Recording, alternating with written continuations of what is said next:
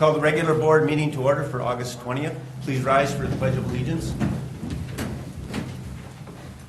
I pledge allegiance to the flag of the United States of America and to the republic for which it stands, one nation, under God, indivisible, with liberty and justice for all. Roll call will show that all commissioners are present today. The first item we have is the approval of the agenda. Board members and staff, do we have any changes on the agenda? Mr. Chair, there are 3 additions to the consent agenda, and they were in your blue folder this morning. There is one, I'll read them so everybody can hear that. One is to approve Human Resources Director to negotiate a starting salary for county attorney vacancy above step G and within the designated salary range. The second is a resolution supporting the change of boundary and enlargement petition of North Fork Crow River Watershed District. And the third one is appoint Paul DeGree to the Clearwater River Board of Managers for a 3-year term ending August in 2022. And those are items 15, 16, and 17? Yes. Okay. All right. Any other changes on the agenda? If not, we'll look for a motion to approve. So moved. All those in favor say aye. Aye. Aye. Opposed? Motion passes. The next item we have is a public forum. Is there anybody wishing to speak at the public forum today? If you are, you have 3 or 4 minutes in which to speak. Of that, you can speak on items that are not on today's agenda. However, the items that you will speak, we will also not take any board action on, but would make recommendations to staff if you do so. If you speak, please come up to the podium, state your name, your address, and then get your chance to speak. If you're here for the public hearing on the ditch, that's another matter. That's not at this public forum at this time. Anybody wishing to speak in the public forum?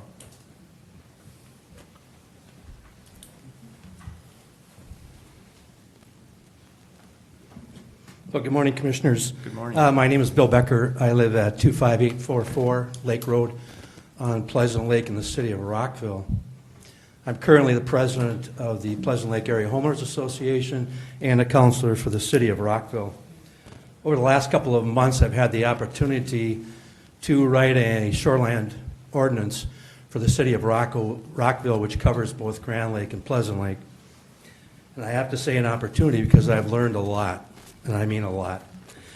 And part of what we looked at is water height levels on the lake, because when you're going to set a no-wake ordinance, you need to know where your water levels are.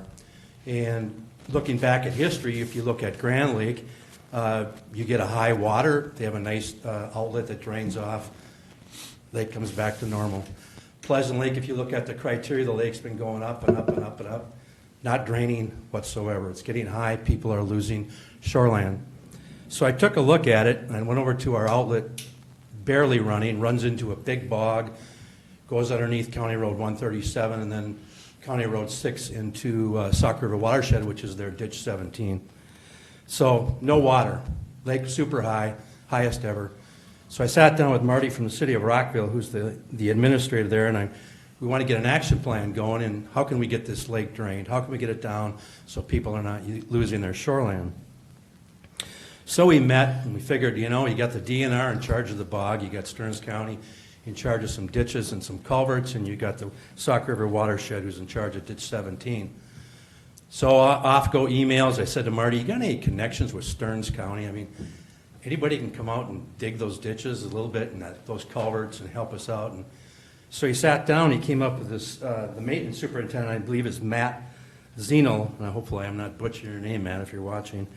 But anyway, called him, left a message. And Matt called him back and said, well, we will do our best. I mean, we're up to our eyeballs and alligators, but we will give it a try. Well, a couple weeks have gone by, and I shared this information with lakeshore owners, and they're just like, well, the DNR, the county, is it ever going to happen? Well, one day I have my neighbor show up in my front yard, 8 o'clock in the morning, he said, they're here. I mean, it was like the act of the world turning over. And I'm like, who's here? And he said, well, there's 2 guys with shovels and one guy with a big-ass backhoe. Those are his words, not mine. So anyway, I did a quick errand, went over there. They're in the process of digging out the 3 ditches and the 2 culverts. And in that process, they found that somebody had sandbagged the north side of County Road 6 so the water would not either go flow north and keep the lake high, so we're not sure. So I'm thinking like, well, I wonder if Stearns County Sheriff's Department wants to know about this. And of course, being on the Rockville Council, our liaison officer is Lieutenant Kellen Hemish. So I got on the phone with Kellen and I told him what's going on, and he starts telling me, walking through these steps, what I need to do. And I'm thinking like, well, I'm calling you, why aren't you doing this? His next breath said, I would have done this for you, but I'm on vacation. So I felt about yay big. So followed through with what he said. The officer came out, took the report, and then went on her merry way, which merry way was red lights and siren. But why I'm here today is I want to thank both Stearns County, Matt and his crew, the Sheriff's Office, Lieutenant Hemish, because they just didn't help me. They helped 94 residents on Pleasant Lake. And that's community service, and that's what people expect, and that's why I'm here to say thank you. The lake has dropped about 6 inches. We have more work to do in our bog, but I tell you what, those folks, all of them, helped us a lot. So thanks very much. Thank you. Thank you. Thank you, Bill. It's nice to hear encouraging words. They don't always happen from that podium. I was going to complain that his presentation was longer than 4 minutes, but I decided to wait and see if he was going to say something nice. I'm glad I shut up for a change. I usually wait for the punchline, too. Anyone else wishing to speak at the public forum today? Anyone else wishing to speak? Last chance. Okay, if not, we'll move on to the consent agenda. Board members, we have items 1 through 17 on the consent agenda, at which we'll take in one motion unless there are items in which commissioners would like to pull. I'll move the consent agenda. Second. We have a motion and a second for the consent agenda. However, I would like to pull item number 10, if you would be okay amending your motion. And I'd like to put it under environmental. I'm okay with that. Okay? So we'll take items 1 through 17 with the exception of 10, which will be discussed at the environmental portion of the board meeting here today. All those in favor say aye. Aye. Aye. Opposed? Motion passes. Okay, we'll move right along. We'll go on to, I believe, Randy, we have a PowerPoint presentation? Yeah, on the And a fee public hearing? schedule, and I have Sarah Utsch and Jeff Swenson that'll present the fee study. Go, we have a public hearing on the fee changes. Good morning. Morning. Good morning, Commissioners. Good morning, Commissioners. Sarah Utsch, Finance Director with the Auditor Treasurer's Office. I do have a PowerPoint, but I did not bring it. I didn't bring it to put up on the screen. So I'll just have to walk through. It's just a summarization of what's in your packet, pages 180 through 186. All right. So I can walk through that as long as you have your board packets in front of you. This morning, we're here to talk, to bring before the board the fee study that we do on an annual basis, looking at the county's fee structure each year. The County Auditor Treasurer's Office does a review of 25% of the departmental fees each year and looks for areas to propose changes. The schedule had us reviewing fees in the Auditor Treasurer's Office and fees in the Public Works Department. At the same time, we invite all departments to bring any fee changes that they would like to propose as well, so that we can kind of do it in one public hearing. This year, some of the proposed changes, as you'll see on your board packet, page 180, under the Auditor Treasurer's Office, we propose to remove 2 fees that are no longer applicable based on either state statutes or procedural changes.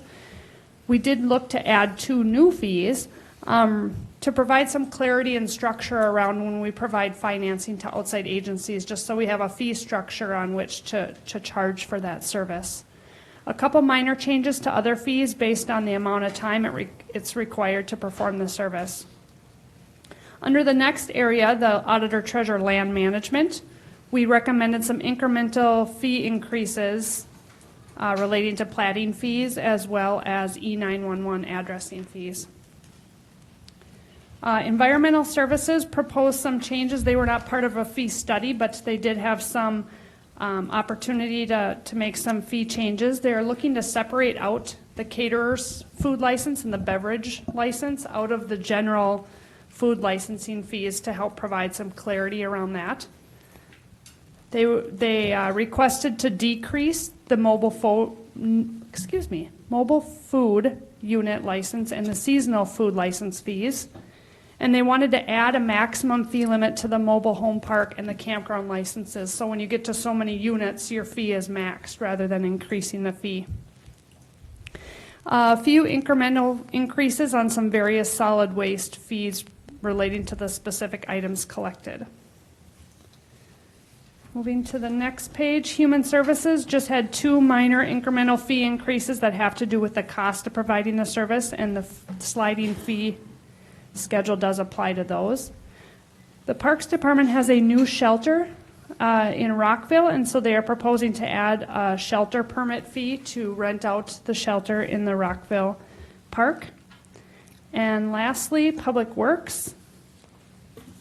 They're adding a new fee for a mailbox support and installation to the new dwelling approach permit. So that includes both the new approach and the mailbox support and installation. And they're also looking to add a new fee for egg spraying license. So that's to help recover the cost to proctor the exam for that sort of licensure, which previously was provided at no cost. So this morning I'm here to answer any commissioner questions or concerns, to request a public hearing to gather public input, which I do have one written correspondence to read at that time, and then look for a proposal to on the fees. Thank you. Questions from commissioners? Any questions from the commissioners? Okay. Any other staff? Anything? Okay. If not, then we're ready. Do we go ahead and move forward with the public hearing? Okay. I'll now open the public hearing. Anybody wishing to speak on the fee schedules for 2020 is welcome to come to the microphone and speak about the fee schedule. Anyone wishing to speak about the fee schedule? Last chance. What we do have the one written correspondence that Okay. we should Yeah, may I read read into that? the record. Sure.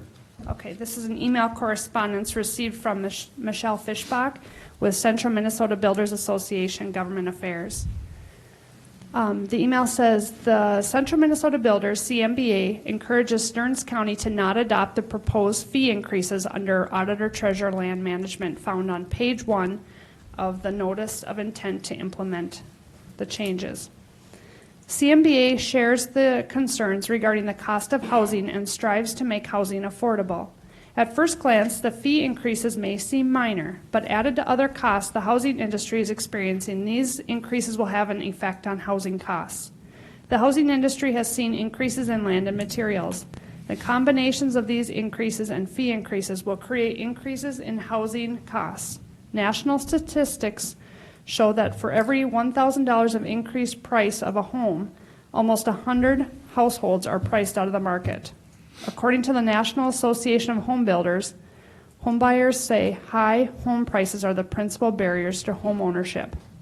Please consider the entire cost of housing while determining fee increases. CMBA encourages you to not adopt the proposed fee changes. Okay, thank you. I'll just respond first of all. I know that's a concern. Affordable housing is something we want in all of our communities, and that's a challenge.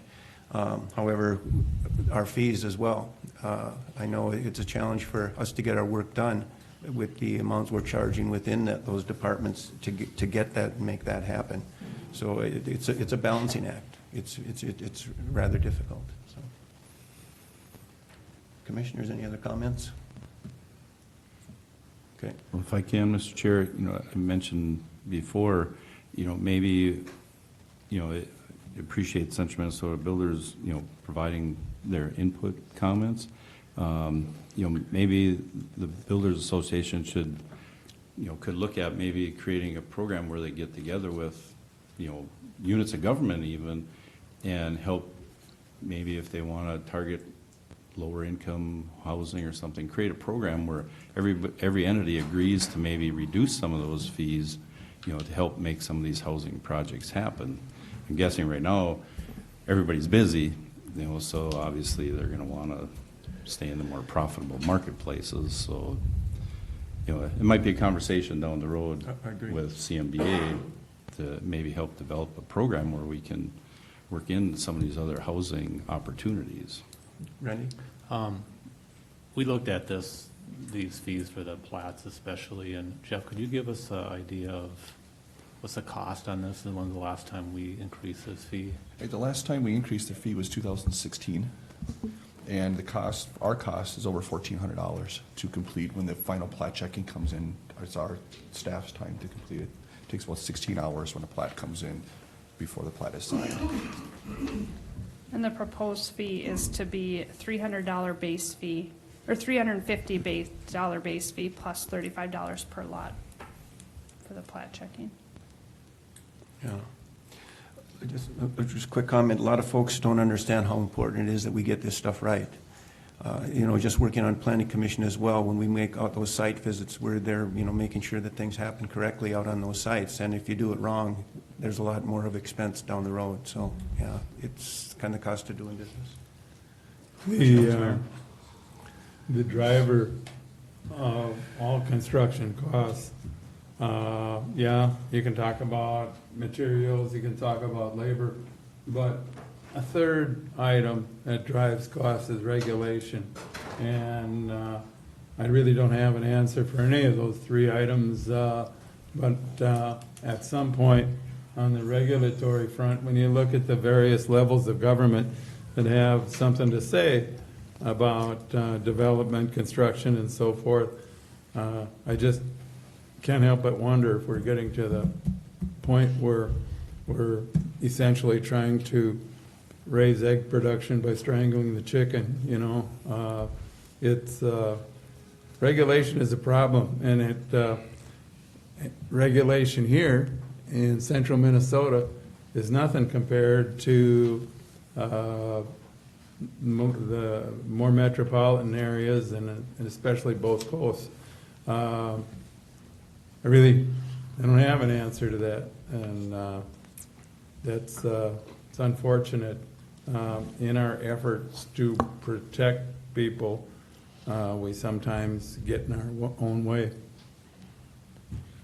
Okay, well said. Okay, anyone else? If not, we'll look for a motion to approve that fee schedule. I think we need to close the public Oh, hearing. I thought we were closed. Then I'll close the public hearing. Now we'll look for that motion. So moved. Commissioner Notch? I'll second that. Okay, he's got it. Hold my nose and Yeah. Okay, Commissioner Lenzmeyer? Jeez. Any more discussion? If not, all those in favor say aye. Aye. Opposed? Motion passes. Thank you. Thank you. Okay, the next item we have on the agenda is considering the reestablishment of Stearns County Ditch 28. And I believe we have appropriate weather for that today. So we have Chad Martini, and he has some guests today. And Chad, if you want to introduce your guests. Good morning, Commissioners. Chad Martini. I have Cale Van Bruggen from Rinke Noonan, attorneys at law, with me, and Garrett Munson from Houston Engineering with me today. Last summer, Drainage Authority, County Board acting as a Drainage Authority, ordered staff or directed staff to pursue the reestablishment process for County Ditch 28. County Ditch 28 is an old ditch, I think established in the early 1900s. Records don't reflect the current condition. It is DNR public waters, and in trying to partner with DNR in any potential work in the ditch, this was a first step. So if the board doesn't have any direction or questions for me, I'd like to turn it over to Garrett to kind of walk through. You've been through this process, but for the viewing public, for the folks in the audience, just walk through a little bit about history of the ditch and kind of the legal process we're talking about today. Yeah, Ms. Martini, let's be specific. It is a public hearing. Exactly what are we addressing today? And Garrett will go through that a little bit, but Okay. what we're talking about today is not a repair. We're not talking about any excavation. We're not talking about any proposed costs related to modifying the actual physical ditch. What we're talking about today is the administrative process of adopting some engineering to help us understand what the as-built, or Garrett has more technical terms, but essentially engineering a elevation profile of the ditch to help us work with our external partners on any potential repairs that may happen in the future. So we're defining the ditch. Correct. Okay. All right, good. Garrett, you want to kick us off? Sure. Good morning, Board of Commissioners. Once again, Garrett Munson with Houston Engineering. And this is very similar to a presentation that you were given a few months ago. We went through this process for County Ditch 4. So if you recall some of that, some of this at the beginning should be familiar, hopefully, but I'm going to go through some of the boilerplate understanding for a quick refresh and for anyone else in the audience who might not be aware of how drainage authorities work with public drainage systems. So first off, drainage authorities have a number of responsibilities and obligations. The ditch itself serves benefited landowners who own the ditch, but the drainage authority acts as the governing agency that makes decisions about how the ditch is managed on the behalf of those benefited landowners, serving their interests. So that has a bunch of different caveats and things like that. The benefited landowner is somebody who's assessed for work that's completed on the ditch. However, not everybody that drains to the ditch is necessarily a benefited landowner. The drainage area to this particular drainage system is rather large. Like Mr. Martini indicated, it is an altered natural water course that is listed as a public water. So this is something that was a natural drainage way and was excavated and enhanced to become a public drainage system.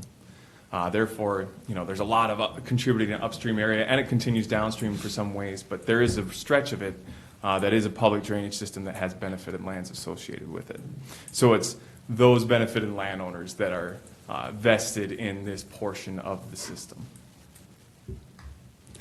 And Chad already alluded to this too, that today is about record keeping. It's a little more administrative. This is not about, inspection or funding or repair or anything like this. This is a way of defining, the legal record of the public drainage system is X, stating that that is what a repair is. It sets a lot of bench line threshold areas so that when these other future things are considered for inspection and maintenance, the drainage authority knows what the extent of the public drainage system is and what its features are, so that it's acting within its jurisdiction, not going beyond its jurisdiction, and is aware of what they can do, the drainage authority can do, and stay within repair or what requires improvement and some of those other legal thresholds. So what we're talking about today is a record reestablishment. So basically when the legal record is either incomplete or lost or things like that, there is a section of Minnesota statute that allows a drainage authority to conduct an investigation, to look at the best available information and define their understanding of the cross-section of the channel, its grade, its right-of-way, and that right-of-way is important because that defines the area that the drainage authority can regularly use for inspection and maintenance activities, and that's the area that, damages were paid on and things like that for those benefited landowners, and it really helps define those bounds of the public drainage system. So as I said, the record, or what we like to call the as constructed and subsequently improved condition, the ACSIC, defines what that ditch is and what the drainage authority can do within a level of repair and things like that. That's why it's important. And beyond that, this does not propose work. Any work beyond the as constructed condition would be considered an improvement. And that's important to know because once you go beyond that as constructed profile, now you're talking about needing to work with the Corps and wetland mitigation for wetlands that would otherwise be exempt from repair activities, and taking a look at downstream impacts and flooding and things like that. But I just want to be clear that this is not any kind of repair proceedings or anything that's happening today. This is just defining the ditch. There's no proposed excavation or anything as part of today's hearing. So when we do these, there's a couple different things we do. We investigate the historical record that is available. In this case, it was rather sparse in terms of the information on the drainage system. It hasn't been actively maintained over the years, but we do have the establishment and things like that, so that's helpful. Then we supplement that with field survey to see the current condition of the ditch. Then after that, we establish this as constructed and subsequently improved condition, and I'll walk through how we do that in a little bit. Like I mentioned, very important is describing the right-of-way of the system so that the Drainage Authority is aware of the extent of where they can access to do inspection and maintenance. And we summarize that all up in an engineer's report, which I believe you were provided a copy of. So CD28, minor error here, CD4 is at the top. So CD28, location and history. It's located in Holding, Crane, and Albany Townships. So this is flowing just north of Albany, up north to Holdingford. It's approximately 7.8 miles of open channel ditch. And it was established in 1906. So the system is 113 years old.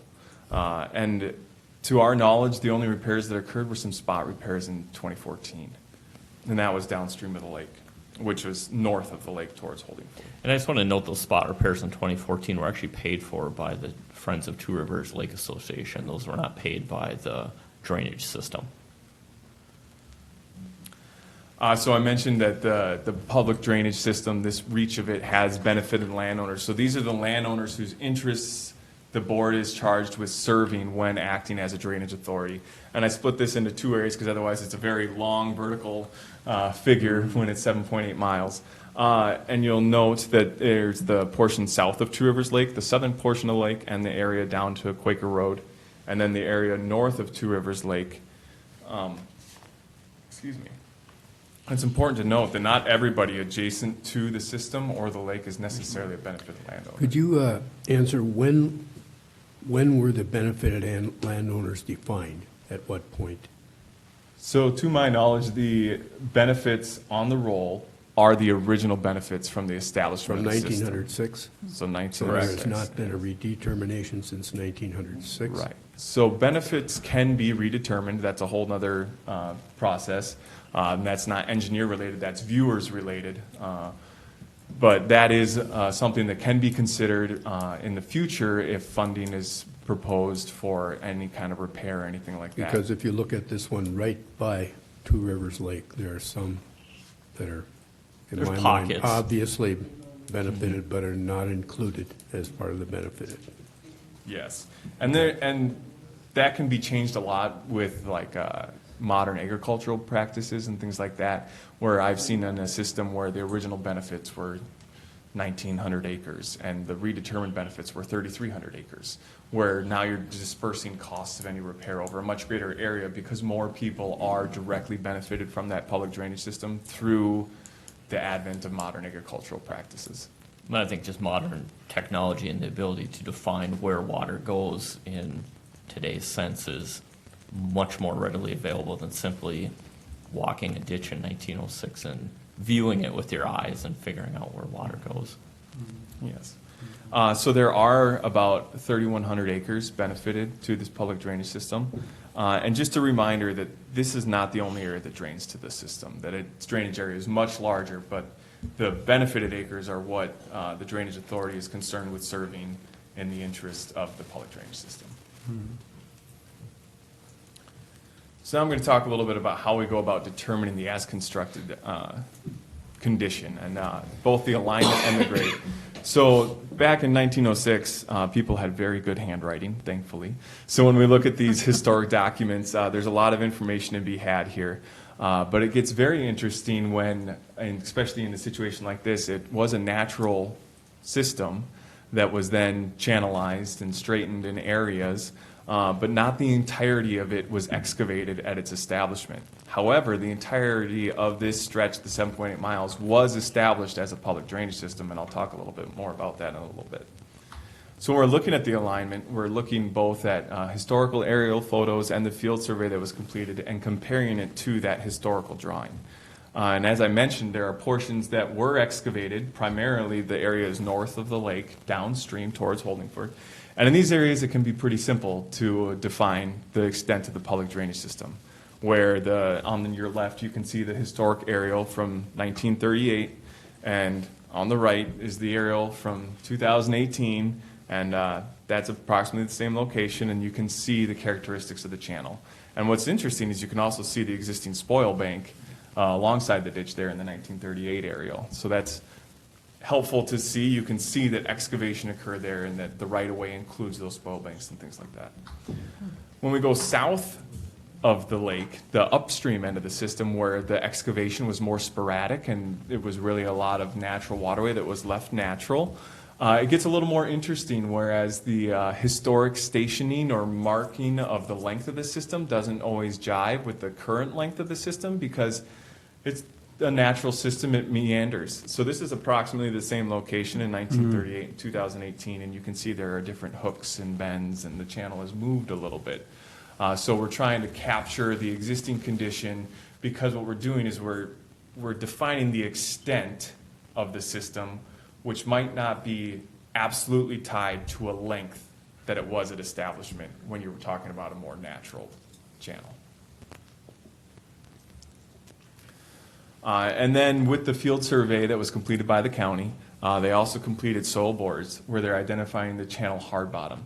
So when the ditch was originally excavated, it would go down to a depth, and then over the years, sediment has accumulated. And typically when you do a soil boring or a probe, you can feel that hard bottom where it was originally excavated to. So we take all those hard bottom shots and we do some statistical analysis on it to try and take a design profile and fit it to the current survey information so we can get a mean sea level datum or current datum that gives a meaningful elevation rather than some arbitrary, there's a nail in a tree and that's 100, everything's measured against that, and that tree and nail have been lost in the last 113 years.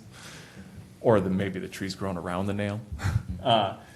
What's interesting here is to make sure that we're interpreting these probes or these hard bottom shots in context. So it's a little bit art and a little bit science, a lot of science, but there's definitely a need for interpretation. For instance, what I'm showing here is that we have these hard bottom shots, and you can see they're pretty consistent, and then there's a spike. Are those the X's you're talking Those about? are the X's that I am talking about. Thank you for the question.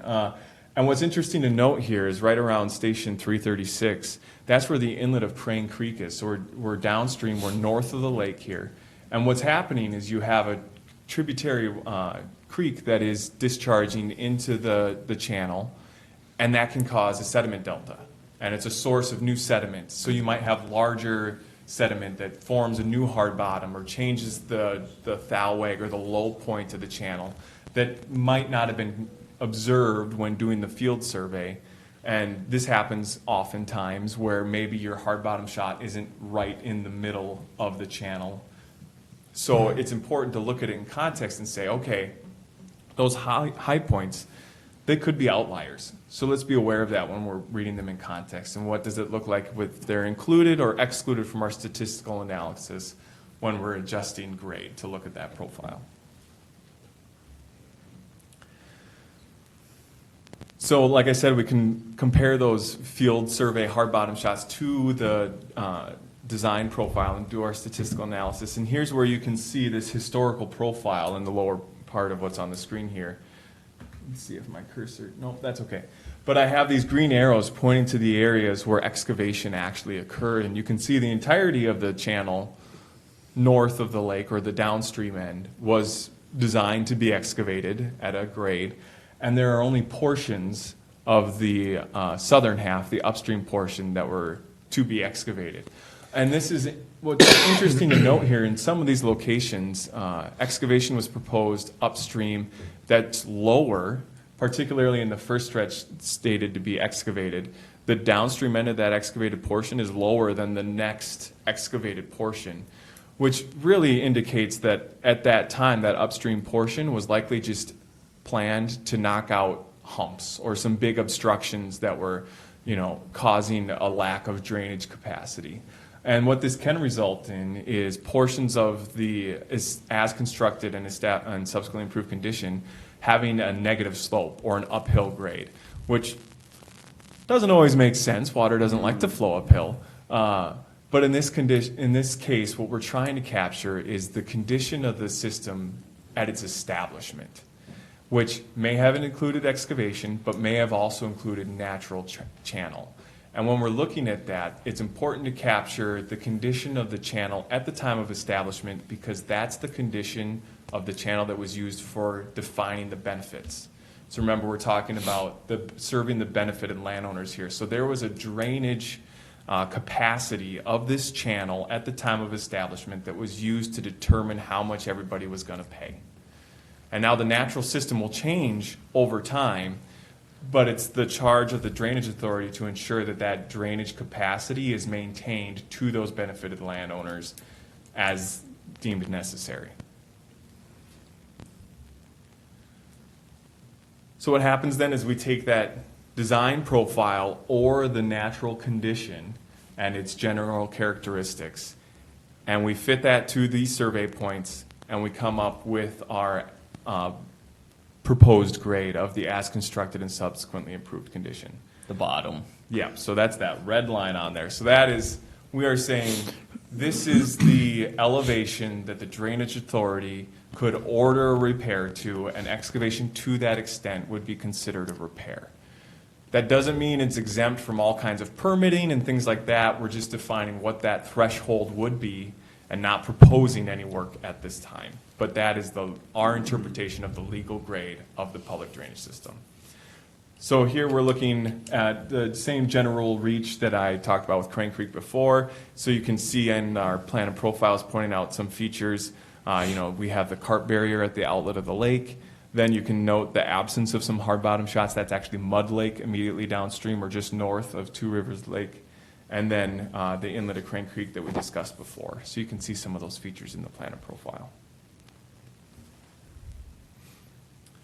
So where did we end up at? So we're just going to walk through the system real quickly. And there's a couple things to note along the way, and I'll call them out as we come to it. So I have a little arrow there pointing to the alignment, and here again we're at the upstream portion, the southern half of the channel, where you can see it is very meandering, it is natural. So this length is a little different than at the time establishment, but this is the scope. So we're looking at the starting point just to the south of Quaker Road there, and extending to the north. And you can see that this grade line, this proposed grade, the solid line there on the plan and profile, matching well with the averages and kind of meeting the peaks of the condition from 1906. We're not recognizing, or we're not recommending a profile that captures all the valleys of the public drainage system, where excavating to that lower extent is not going to have any effect on drainage capacity, because it's not doing anything that will approach the higher points downstream.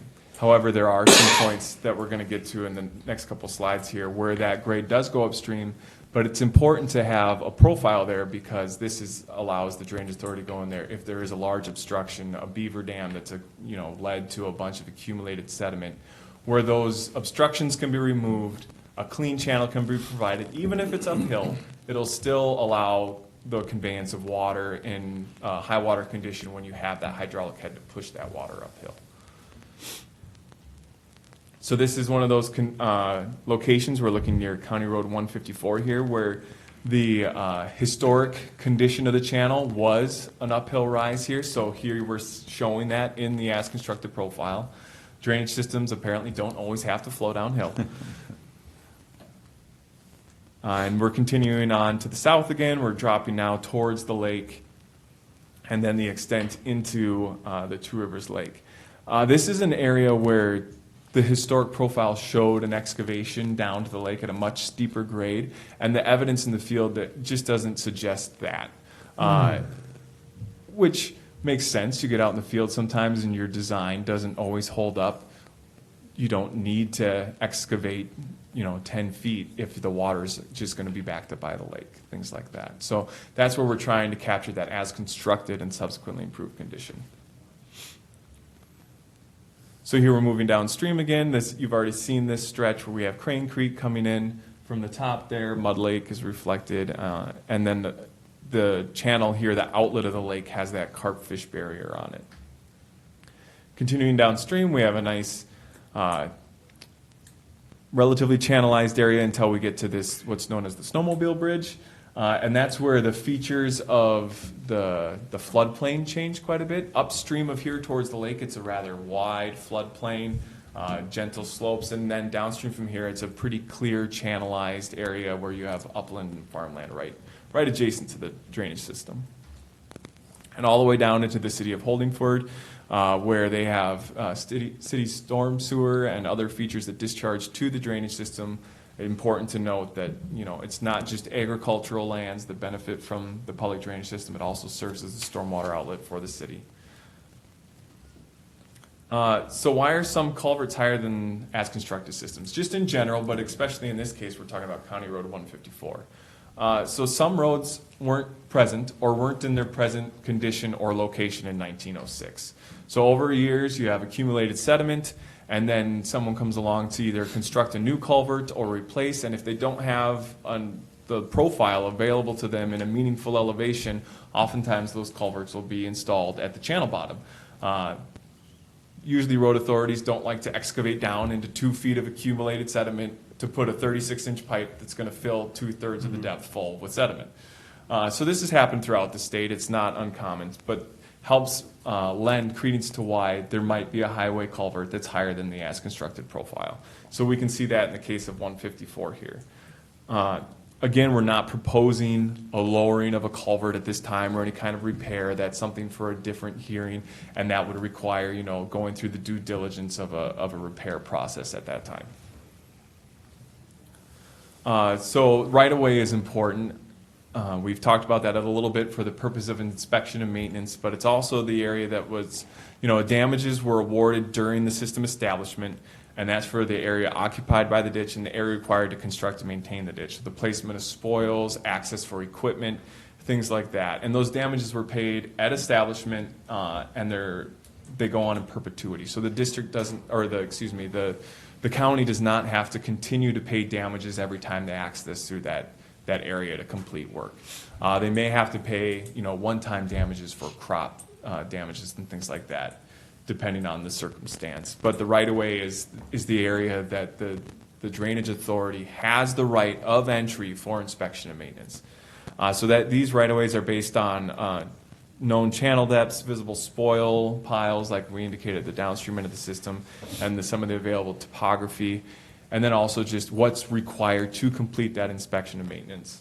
So it's broken down in some general reaches, all associated with excavation in the table, and these are right-of-way widths that are centered on the channel center line. Of course, it gets a little interesting because we are in a natural waterway, especially in the southern half, the upstream half. And in those locations, we're recommending a right-of-way width of 55 feet centered on the channel, which is essentially, one rod, give or take a little on either side of the channel based on its average characteristics to ensure that the drainage authority can access through there to complete inspection and maintenance activities. And is that defined from the center of the channel that's existing? Correct. Okay. So that right-of-way corridor will meander with the channel over time. So here's some of these widths represented in a figure. This is something that's likely more interesting to some landowners who might want to take a look at the report and this figure in there to figure out, okay, where's my parcel and what's the width on my property. So this is a figure that can be very helpful for them, but you can see how the widths are depicted and they vary a little, but especially in the southern half of the picture here, you can see some red along the channel. Those are the areas where it's primarily inspection and maintenance corridor where we're talking about that smaller 55-foot width, and then the other colors indicating the various widths where excavation occurred at the time of construction. So out of this, our recommendations are that the board pursue the action of ordering a reestablishment of the public drainage system consistent with Minnesota State Statute 103E, Subdivision 101. That the Drainage Authority continue inspection activities consistent with their obligation as a drainage authority, and potentially consider the analysis of maintenance alternatives. We're aware of some landowner requests for action to be taken to ensure that the drainage capacity is there, particularly for the northern portion, the more channelized portion of the system. Based on what we're seeing, the board may elect to do some investigation prior to an entire repair proceedings or something of that sort, just to assess what could be done, if that's something that the commissioners are interested in at the request of landowners. At this time, if you have any questions, I'm happy to entertain those. Let's reiterate that again. So today, we're going to take a look at defining the ditch has been presented. But as far as taking action, the landowners will then have another chance to give input at that time prior to any changes that would be made, correct? Correct. So today, for the input from the public, what we recommend is that the board entertain discussion about the actual features of the public drainage system. You know, its alignment and its grade, its cross-section, things like that. If there's any concerns about right-of-way, you know, is it too big? Was it bigger? Are people aware that spoils were spread in a certain location for maybe 170 feet from the channel? These things happen. That is pertinent to today's hearing, although the public, you know, at your discretion is able to share other comments or concerns. One other thing that I did want to point out, since I was just talking about the features of the public drainage system, is when we're looking at this public drainage system, none of the crossings, bridges, or culverts are features of the public drainage system. That doesn't mean they're not public features. For instance, highway culverts are typically owned by the county, but they're not features that were originally contemplated in the establishment of this system, meaning that the drainage system, those benefited landowners, would not be responsible for paying for the replacement or repair or maintenance of those crossings. So if the snowmobile bridge falls in the ditch, it's not the system's responsibility to fix it. Right. It's a private crossing. Certainly, if there's more questions, Chair Persky, maybe this is a good time to let Kale, from a legal perspective, input a little bit on kind of where we're at and moving into the public hearing portion. Okay. Just real briefly, Mr. Chair, as Chad mentioned, we're about to move into the public hearing, and this is an evidentiary proceeding. Ultimately, the board's going to be adopting a final order that approves that new record of the profile. That's an order that the Supreme Court has said is appealable to the Court of Appeals, and if that order gets appealed, it's a review of the record. So the purpose of the public hearing today is that if anyone has evidence to provide your engineer challenging the data that they've gathered and they've analyzed in their report, this would be the appropriate time to do it. Once that final order is adopted, it sets the new status for property rights, and as Garrett mentioned, if the board gets to a point where they're considering a repair of the system, that new profile then becomes relevant to our permitting requirements and your discretion as to how much of that repair you find practical and necessary for the system. And Mr. Chair, moving into the public hearing, we do have Ms. Blake Bradley from the DNR who do have some pertinent comments related to the Houston Engineering report. And I think, I believe she's in the crowd and will speak at the public hearing about the DNR's comments, as well as anybody else from the public who wishes to speak on the topic. Okay. So at that point, Kayla, questions from the board, and then Board Chair Persky will look for your guidance to open the public hearing. Sure. First of all, questions from the board. My predecessor, Keith Maurer, I don't know if this was a friendly gesture or if he was getting even with me for some unrealized thing that I might have done to him, but he made me a ditch viewer about 35 years ago, and it turns out that was a valuable experience. What has changed over the years, okay, Minnesota became a state in 1856. The first ditch law was passed in 1858. Honest folks, I wasn't there. What has come to pass in terms the viewing aspect of this and the responsibility for the costs incurred is it used to be that the only people assessed back in the day were the people who owned property immediately adjacent to the ditch. At some point, it was realized that water runs downhill and upland started to be assessed, but at a lower rate than the properties adjacent to the ditch itself. Since then, various regulatory agencies and bodies have come into play on this, and we're now to the point where the soft costs, meaning the various approvals and planning and so forth for a ditch repair, exceed the cost of the actual repair and or construction. Understand when we do a repair here, we cannot go deeper than the original ditch bottom itself. We can do some things to the side slopes that do a couple of things. Number one, prevent excessive erosion, and in addition, handle a greater volume of water. So this, like almost anything, this has become a more sophisticated process. I don't know if it's necessarily better, but it has come to pass that we're at this point, and the other thing that it's happening, we expect these ditches to handle a greater volume of water. Is this because it's raining more?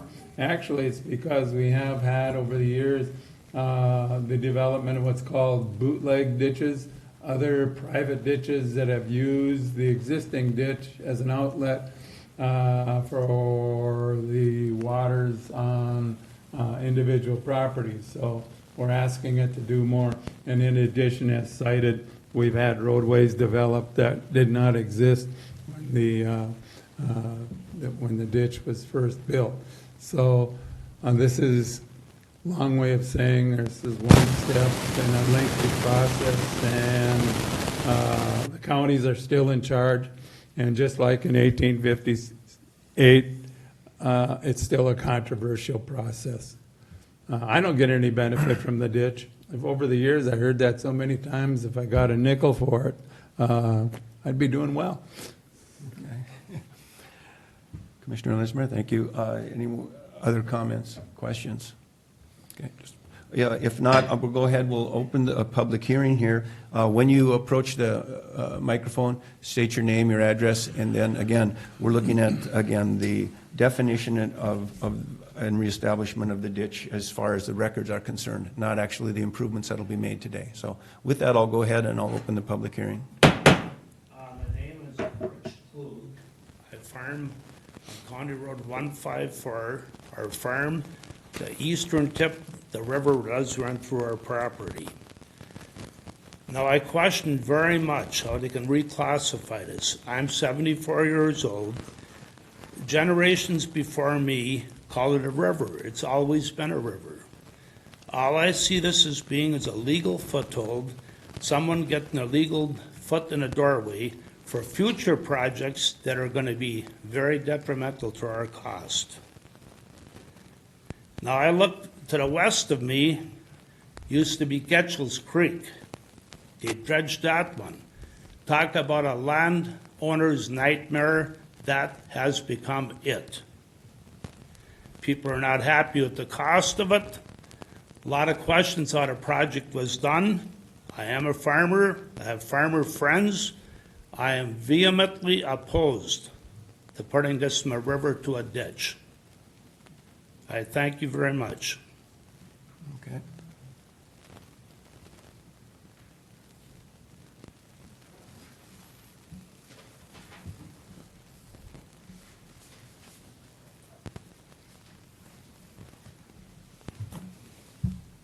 I'm George Hadrich, and I have land that is right near the Snow Flyer Club Bridge. And I hear input here that the farmer we're gaining from this. We're not gaining from it. We're losing. It's what has created the problem is down west. We're draining. Albany expanded probably 80% in the last 50 years, Homestead I'm talking about. Where does their water go? Where does their lawn clippings go? It goes down the storm sewer, Pine Lake, Two River, through Holdingford. And you're talking about assessing farmers for a ditch like he had mentioned. It's insane. It's a public property.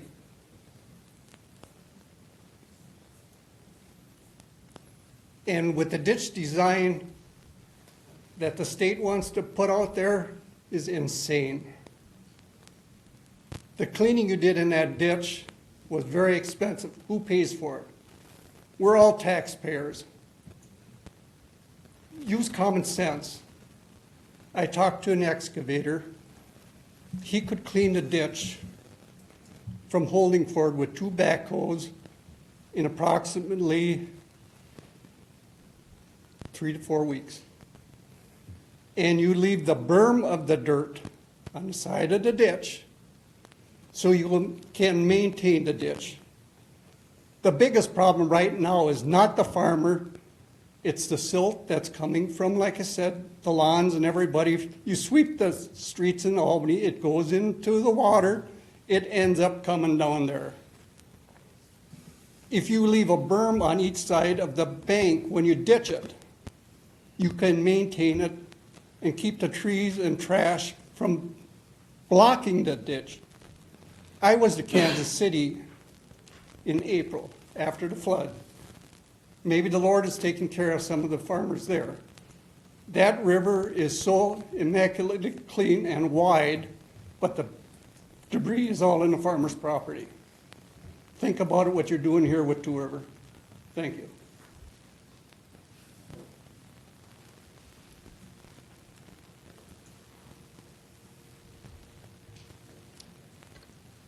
Good morning, Mr. Chair and esteemed commissioners.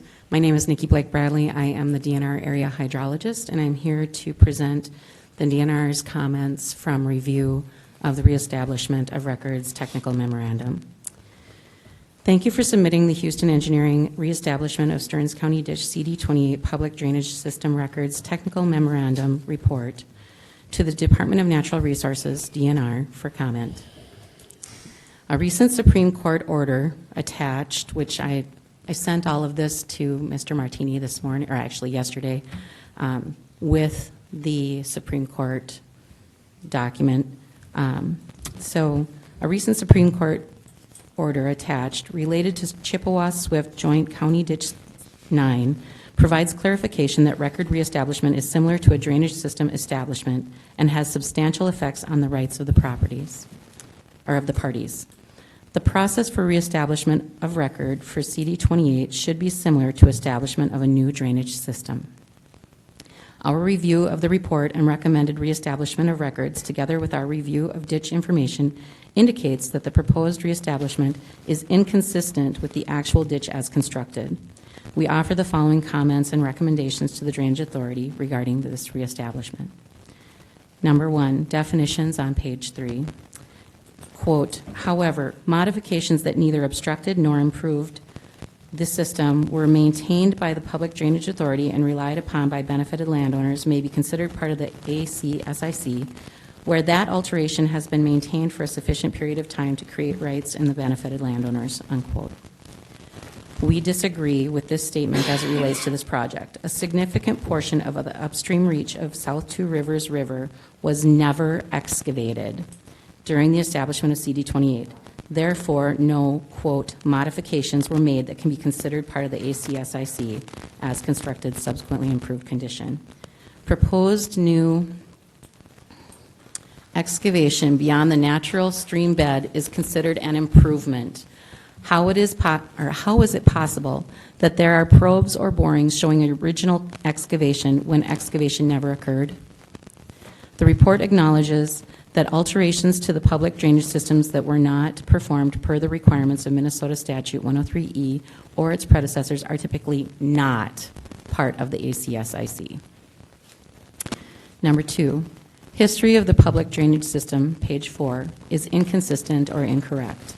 The report indicates only 3 areas of excavation during construction of the public ditch in 1906, but other portions of the report identify 4 areas: stations 84 plus 46 to 89 plus 99, 103 plus 08 to 120 plus 37, 235 plus 15 to 264, and 296 plus 72 to 450 plus 48. 3 upstream of Two Rivers Lake, and the entire reach of South Two Rivers River downstream of the lake. A second error is that it lists that 3 locations were spot repaired in July 2014. Only 2 locations were authorized to be excavated under a public waters permit, number 2015-1480, and the work was conducted in December 2015. The 3rd location requested for excavation was the location of the runout control for Two Rivers Lake and was not approved. Number 3, current alignment, page 4, lists, quote, all crossings of CD 28 were constructed independent of the establishment of CD 28 and therefore are not a component of the public drainage system, unquote. We disagree with this statement. The proposed ditch grade found in attachment A of the report proposes to lower 2 culverts, Quaker Road and County Road 154, by approximately 1.5 feet each. Lowering the culvert at Quaker Road has the potential to cause a drainage effect upon public waters. Public water wetlands 73-178W, which is called Schwinghammer, and possibly 73-137W, which is known as Engelmine. The lowering of both of these culverts would be considered an improvement to the drainage system. Lowering of the culvert at County Road 154 has the potential to negatively affect Pine Lake, 73-136P. Number 4, right-of-way. Along portions of the public drainage system where excavation did not occur, the right-of-way is 55 feet centered on the ditch center line. We disagree with this statement and with the dimensions listed in Table 1. The report claims the entire width of the watercourse as right-of-way for the purpose of excavation. The plans for the establishment of the ditch called for a 1-to-1 slope and a 10-foot ditch bottom with an average top width of 18 feet.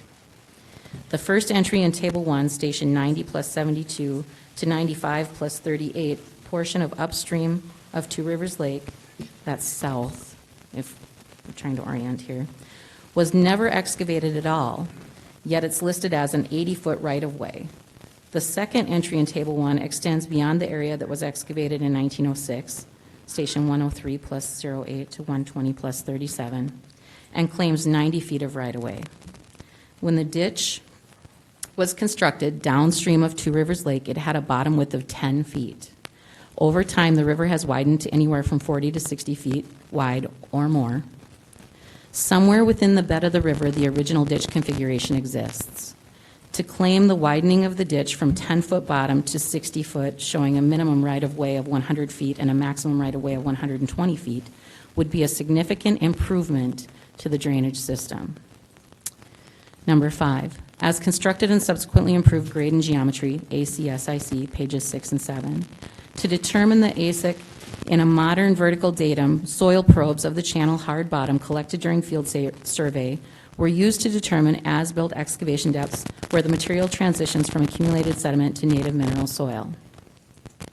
In 2015, it was noted for the reach downstream of Two Rivers Lake, Station 296 plus 72 to 450 plus 48, that the longitudinal profile provided by Houston Engineering indicates that the as-constructed ditch bottom could not be differentiated from natural conditions, as sediment and natural channel bottom materials were very similar.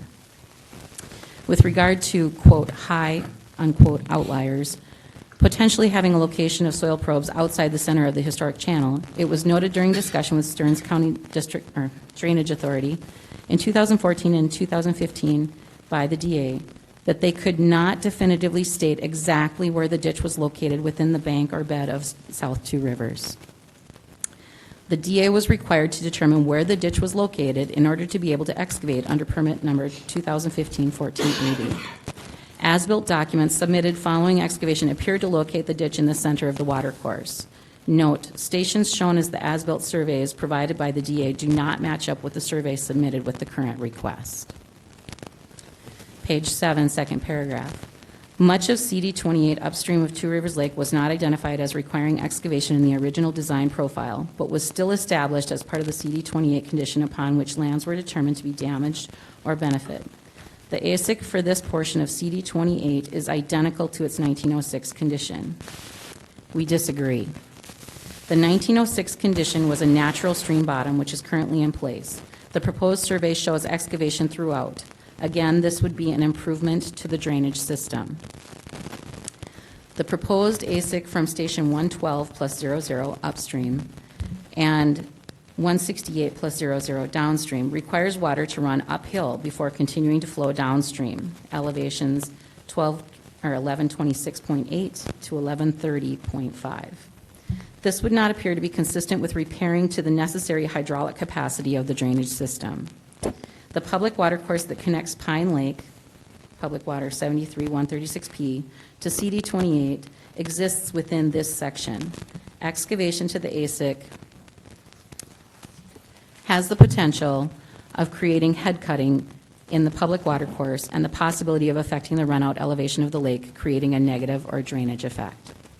DNR staff were not notified in advance or present at the time soil borings were taken on Stearns County Ditch Number 28 by Houston engineering personnel. The DNR is requesting the Drainage Authority have the engineer gather a panel including DNR and SWCD staff to conduct soil borings to limit further disagreements on repair depth. Number 6, wetland impacts and regulatory considerations from page 8. The document refers to CD 28 only possibly affecting 73-138P, Two Rivers Lake, and an altered natural water course, M84, South Two River. Any maintenance or repair of CD 28 upstream of Two Rivers Lake also has the potential to negatively impact Pine Lake, 73-136P, and two public water wetlands, 73-178W and 73-137W. Excavating the ditch bottom and lowering the culverts to the proposed ASIC grade would result in decreased water level regimes in all 4 public water basins and likely drainage of adjacent riparian wetlands.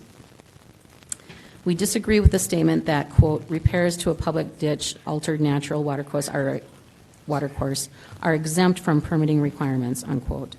If a public water is going to be impacted as a result of the work conducted, a DNR letter of permission or a DNR permit will be required depending on the scope of the project. Please note that according to Minnesota Rule Chapter 41 or 4410.4300, subpart 27A, any work that will change or diminish the course, current, or cross section of 1 acre or more of any public water or public waters wetlands will necessitate completion of an environmental assessment worksheet, EAW.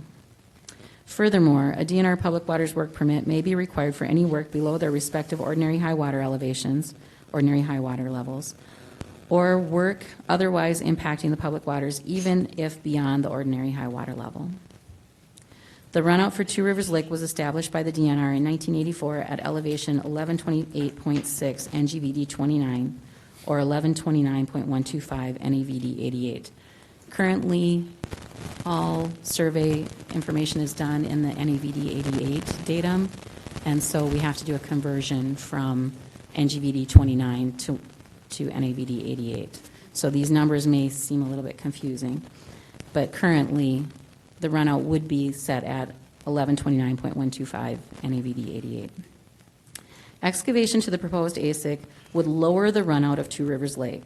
The runout control has moved downstream from its original location at the carp trap at station 296 plus 72 to station 336 plus 50, where the current elevation is approximately 1128.8 NAVD 88. The elevation at station 296 plus 72 is proposed at 1126.38, a difference of minus 2.75 feet from the runout elevation established in 1984. Any proposal to change to the current runout of Two Rivers Lake would need to be submitted to the DNR prior to construction as per Minnesota Statute 103G.245 and or Minnesota Statute 103E.011 subdivision 3 and Minnesota Statute 103E.701 subpart 2. Once DNR has the proposal, a determination can be then made as to whether the project can be authorized under a letter of permission or requires a DNR permit. It should be noted that excavation to remove the runout will not affect the elevation of the water during normal or high water runoff times, but during periods of low flow. Therefore, excavation may not have the desired effect. Should this reestablishment of record be adopted, any future repairs would likely have far-reaching and negative impacts on the area's water resources. If the desire is to lower the channel grade to the proposed elevation and significantly impact public waters, the proposal should receive the review rightfully afforded to the public drainage improvement projects as per Minnesota statutes, Chapter 103E. Thank you for the opportunity to review the project proposal. We strongly recommend the Drainage Authority reconsider the recommendations contained in the technical report and to adopt a reestablishment of records that more closely aligns to the original plans as evidenced by the historical records. Please provide a written response to the issues raised in this letter as part of considering the reestablishment of records for Stearns County, Ditch 28.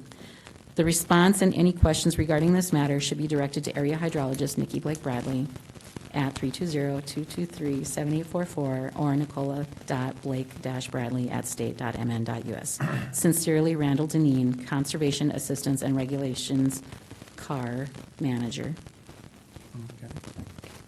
Could you share those written comments with staff? Yes. Thank you. Okay. Anyone else wishing to speak?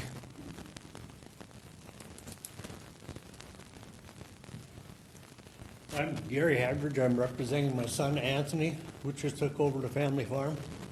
We've got 22 acres of meadow down here on this northeast corner. And from my history from a kid on, I went fishing off a wood bridge down here on a river.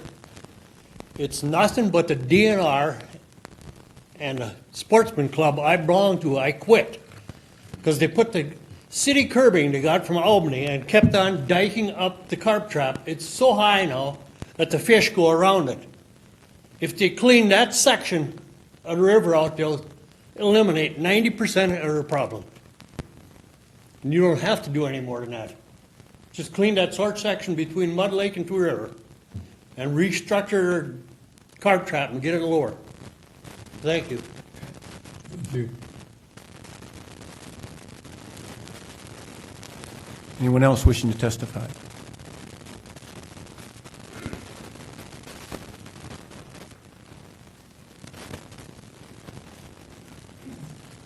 I'm Bob Guggenberger. I have a property on Two Rivers Lake. I would, as Commissioner Mergen alluded to at the beginning, I would urge you, whatever you do regarding any of this, before you get too deeply into it, that you reestablish the benefited acres. Obviously, when it doesn't include all the properties on the lake itself, and since... Quiet, please. Since its establishment in 1906, the benefit acres have drastically changed. There have been miles and miles of drain tile put in. Obviously, the farmers that put those drain tile in benefited from putting it in. And since Ditch 28 is the only outlet to the lake, and that drain tile, they're not sharing in the cost of the maintenance. As it was pointed out, the only excavation that was done to the ditch was paid for by the Lake Association. And our story was not the same as that shared by the gentleman from Pleasant Lake. We had to fight the county, the DNR, the Corps of Engineers, and it took us 6 months to get that permit to go into the ditch, and then we ended up paying for our fix. After we were told, repeatedly told, that there was no problem in the ditch. After the property owners on the lake were flooded out over and over and over again. So, again, before you get too far into this thing, reestablish those benefited acres. And at a minimum, maybe take a look at those people that were in the original Two Rivers watershed district.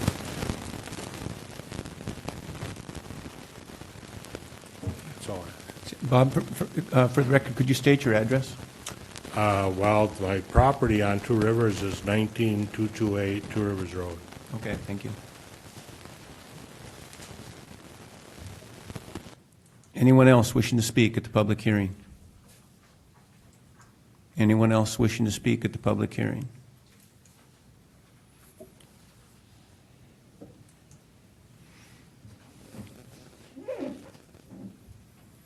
Rich Klug again. I'm on County Road 154. And not to have any bad feelings about people, where they've built, what they've done. But some of these locations on Two River Lake, Albany Golf Course, come on, people. The reality is, not to blame the landowners that live there now, the ones that developed it. They pushed the muskrats out and built the golf course, and pushed the muskrats out and built houses. Simple reality. It's floodplain. Thank you.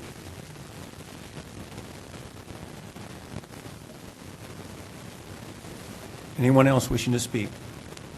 Anyone else wishing to speak? Last chance. Okay. Where to go from here? Just wait, do you have any written testimony that was submitted? Everything I have gotten was presented in person or submitted from the DNR in person. And related to the DNR, I appreciate Nikki getting through all that. That was a lot to read through. And we appreciate those comments. Having gotten, you understand that was a lot of information to get, and we just received that this morning. And so Kale will have some advice on us, procedurally how to proceed. Staff clearly is going to need time to pick through those comments and work with the DNR. The DNR is clearly our partner in anything that happens here, and we're going to have to look at those comments more closely and work with Nikki and the local office. Kale, anything to add?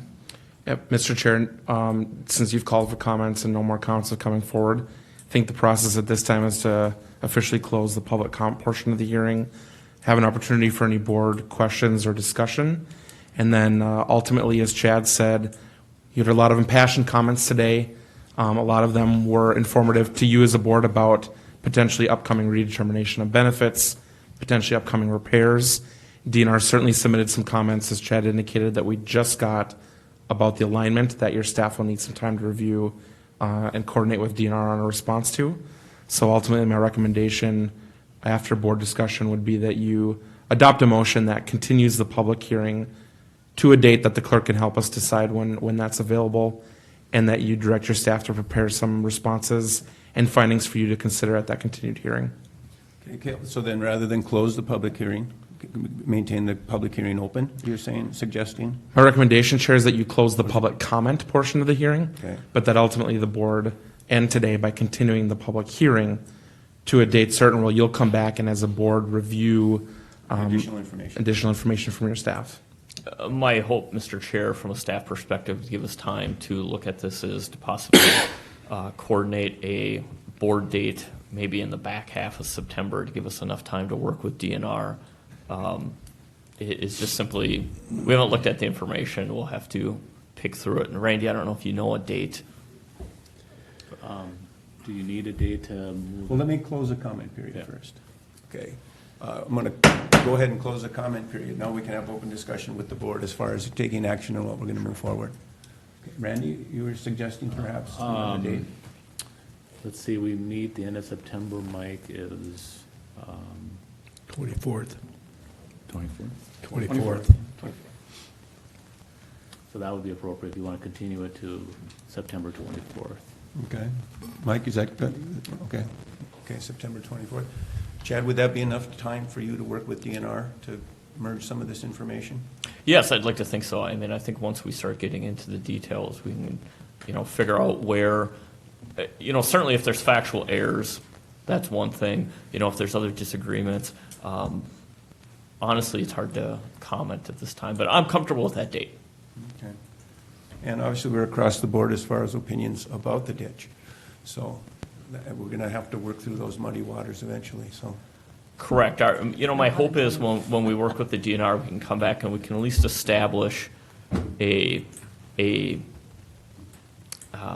engineered records or a ditch bottom or whatever you want to call it, so that we can all agree on, if we were ever to do anything in the ditch, we at least know how deep we're going, or the who, what, and where. I mean, at this point, that's the hurdle we're trying to get past, and we'll certainly tackle whether or not there's opportunities to do something in the ditch at a different time. And that's what you're proposing here today is the first step before even redetermination of benefits, correct? To Correct. establish And when we the- talked last summer on the topic, I had brought an inspection report. And the inspection report was basically, when we go out and we walk the ditch and we look at it, visually, it's difficult to see obstructions. It's much easier if something fell in the ditch, or if the channel's narrowed, if they're slumping. But when it's a natural waterway like this, it's difficult for us as staff to say, well, we got a high spot here, and hydrologically it impacts flow. This was the first step to really entertain any possibility to do a repair. That without this information, it's hard to know what to do. It's hard to know what to even try to propose to put a cost on. And certainly from the DNR's perspective as our partner, without this information, it's really hard for them to get on board with anything when we can't even agree on what's the bottom. So we've heard a comment a few times, ditch versus river. It's both. Okay, because Getchell's Creek is a creek, correct? But it's also a county ditch, so it can be both. Correct. Okay. Other comments? If not, I want to just thank the public for being very civil about this. These are difficult discussion items because it impacts your livelihoods and your appreciation for what's happening on your property. So, Mr. Chair, I think in the document that Cale had provided you, we're looking at option 2. Cale? Correct. How would you like to make the motion? Would you? well, what action would you like us to take as far as we're going to maintain the public hearing open, and we're going to work with the comments that were made here to reestablish a more defined document? Correct. Cale, you want to help with? Yeah, Mr. Chair, if I were to craft a motion that I'd recommend for the board, it'd be that you move to direct your staff to prepare findings in an order that are consistent with the comments and the proceedings that you heard today, the evidentiary hearing, and that those findings in order include responses to the comments that were received for you to review at that time, and that you direct the recording of that order to reflect the reestablishment in the proposed findings in order that your staff will prepare for you to review, and then finally that the public hearing be recessed to September 24th, 2019 at 9 o'clock or as soon thereafter on the agenda as your administrator and your auditor allow. Typically, we say at a time determined by staff, so certainly the date, but the time is determined by staff as Okay. Okay, that was a lengthy motion. I want to make sure. I have a question. Okay. Because I'm happy to move, but I do have a question. If I heard you correctly, you said that to make it consistent with the comments, would it be reconciling? Because there are differences. If we made it consistent, then there wouldn't be a need for the back and forth and further exploration. It's a good question, Commissioner. The process from here is that your staff will go back to those comments that were received Right. and attempt to either reconcile the comments with further evidence, and if they can't be reconciled, then in the draft findings that you review, it'll call out why it can't be reconciled in the reasoning. Then I'll make that motion. Okay, good point. Thank you. We have a motion to move this forward. I can second that. Second, Commissioner Lenzmeyer. Any more discussion? If not, all those in favor say aye. Aye. Motion passes. Thank you for your patience, commissioners. Thank you. Thank you for the work. It's not easy. And Nikki, thank you as well. Appreciate that. Are we ready to take a break? I see that on our schedule. Okay, at this time, we'll take about a 5-minute recess.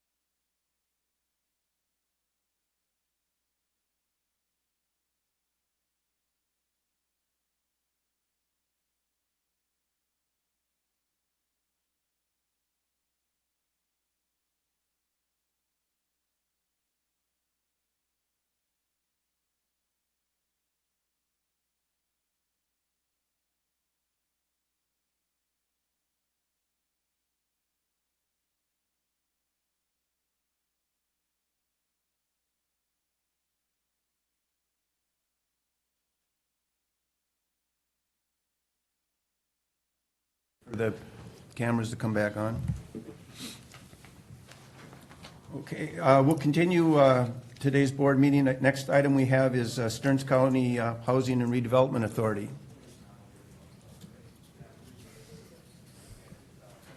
Neil, good morning. Morning. Thank you for taking a couple minutes this morning. I'm before you here today to request our 2020 levy amount for our agency. I am requesting $408,000, which is a 2% increase over last year, or the current year's levy amount. Reason for the increase is due to the amount of work that is associated with managing the Housing Choice Voucher Program for Stearns County. Particularly this past year, we have more than doubled the amount of applicants that we've had to process because neighboring HRAs are absorbing vouchers, which means that money that we have in the voucher with that particular individual is no longer being used, so we have to process more applicants in order to use the funding that, or to administer the funding that HUD has awarded to the agency through the Housing Choice Voucher Program. So we had to process twice as many applicants in the last 7-8 months than we did in 2018. Like I said, the increase is approximately 2%. It is a 2% increase over last year. But let me put this in perspective for you. I looked at other counties and what their HRA levy amounts are. And in order to give you a real good idea, I did this on a per capita calculation. So Candy, Ojai County, their levy is $14.39 per individual in the county. Goodhue County, $9.28 per individual. Carver County, which is real similar to the size of Stearns County, and please note that I did remove the city of St. Cloud from the population numbers because they receive their own levy for managing the Housing Choice Voucher Program. But Carver County is $23.05 per capita. Scott County, another county that's similar in size to Stearns County, $20.33 per capita. And Stearns County, based upon our request today, is $4.45 per capita. We are a good steward of the levy that is awarded to the agency on an annual basis. We'll continue to be a good steward of the levy. One other thing that I'd like to mention before I will entertain any questions that you may have is for the past several years, even prior to me starting last year, the agency has been subsidizing the Housing Choice Voucher Program on average of $30,000 to $50,000 per year. And what I mean by that is we're taking funds from our operations. We own and manage 78 rental properties throughout the county, affordable housing properties, and we're taking those funds and subsidizing the Housing Choice Voucher Program because there's been no increase in funding from HUD for as far back as I can remember. So with that, I am available to answer any questions that you may have. Thank you. Okay. Board, do you have any questions on that levy? Neil, could you address the medical insurance premiums issue that's come up and what's happened there? Certainly. Again, this was before my time, Commissioner, but what I know is that in 2017, the agency itself was part of the county's benefit plan. And our premiums for our health insurance were substantially lower as being part of the county's plan. In 2017, we were removed from the county's plan due to concerns that if it was offered to the HRA, it would have to be offered to any entity, any private entity in the market. which, from my perspective and my opinion, we are a pseudo-government entity, so I don't know how that would apply. But what has happened is our costs for medical insurance have increased substantially. $28,000 a month increased costs for our agency, so a pretty substantial hit to the agency, and therefore our request to increase the levy, although it be a small amount. And you said 28,000 a month? Or So we went from a cost of $700 per employee per month to a cost of $1,100 per employee per month. So, I'm sorry, so before $2,800 Okay. a month, I'm sorry, $2,800 a month. because you have, how many staff? 7. 7. Okay.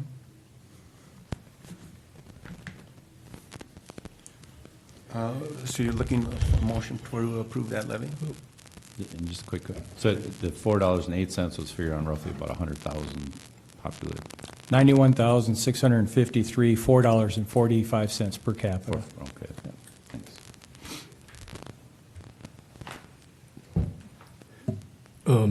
Just a side note here, I do have a meeting with Neil and Melissa Huberty next week, and we're talking a little bit, one of the things we want to talk about is what we can do as far as making the two units work together a little bit more and figure out maybe how to get them back on the county insurance plan to save those things. And I did meet with Neil yesterday and told him that I was probably not going to support this just because of the recent increases that have gone up millions of dollars every year on our taxpayers, and some contacts I've individually had with some of those taxpayers and the hardships that have been imposed on them. So.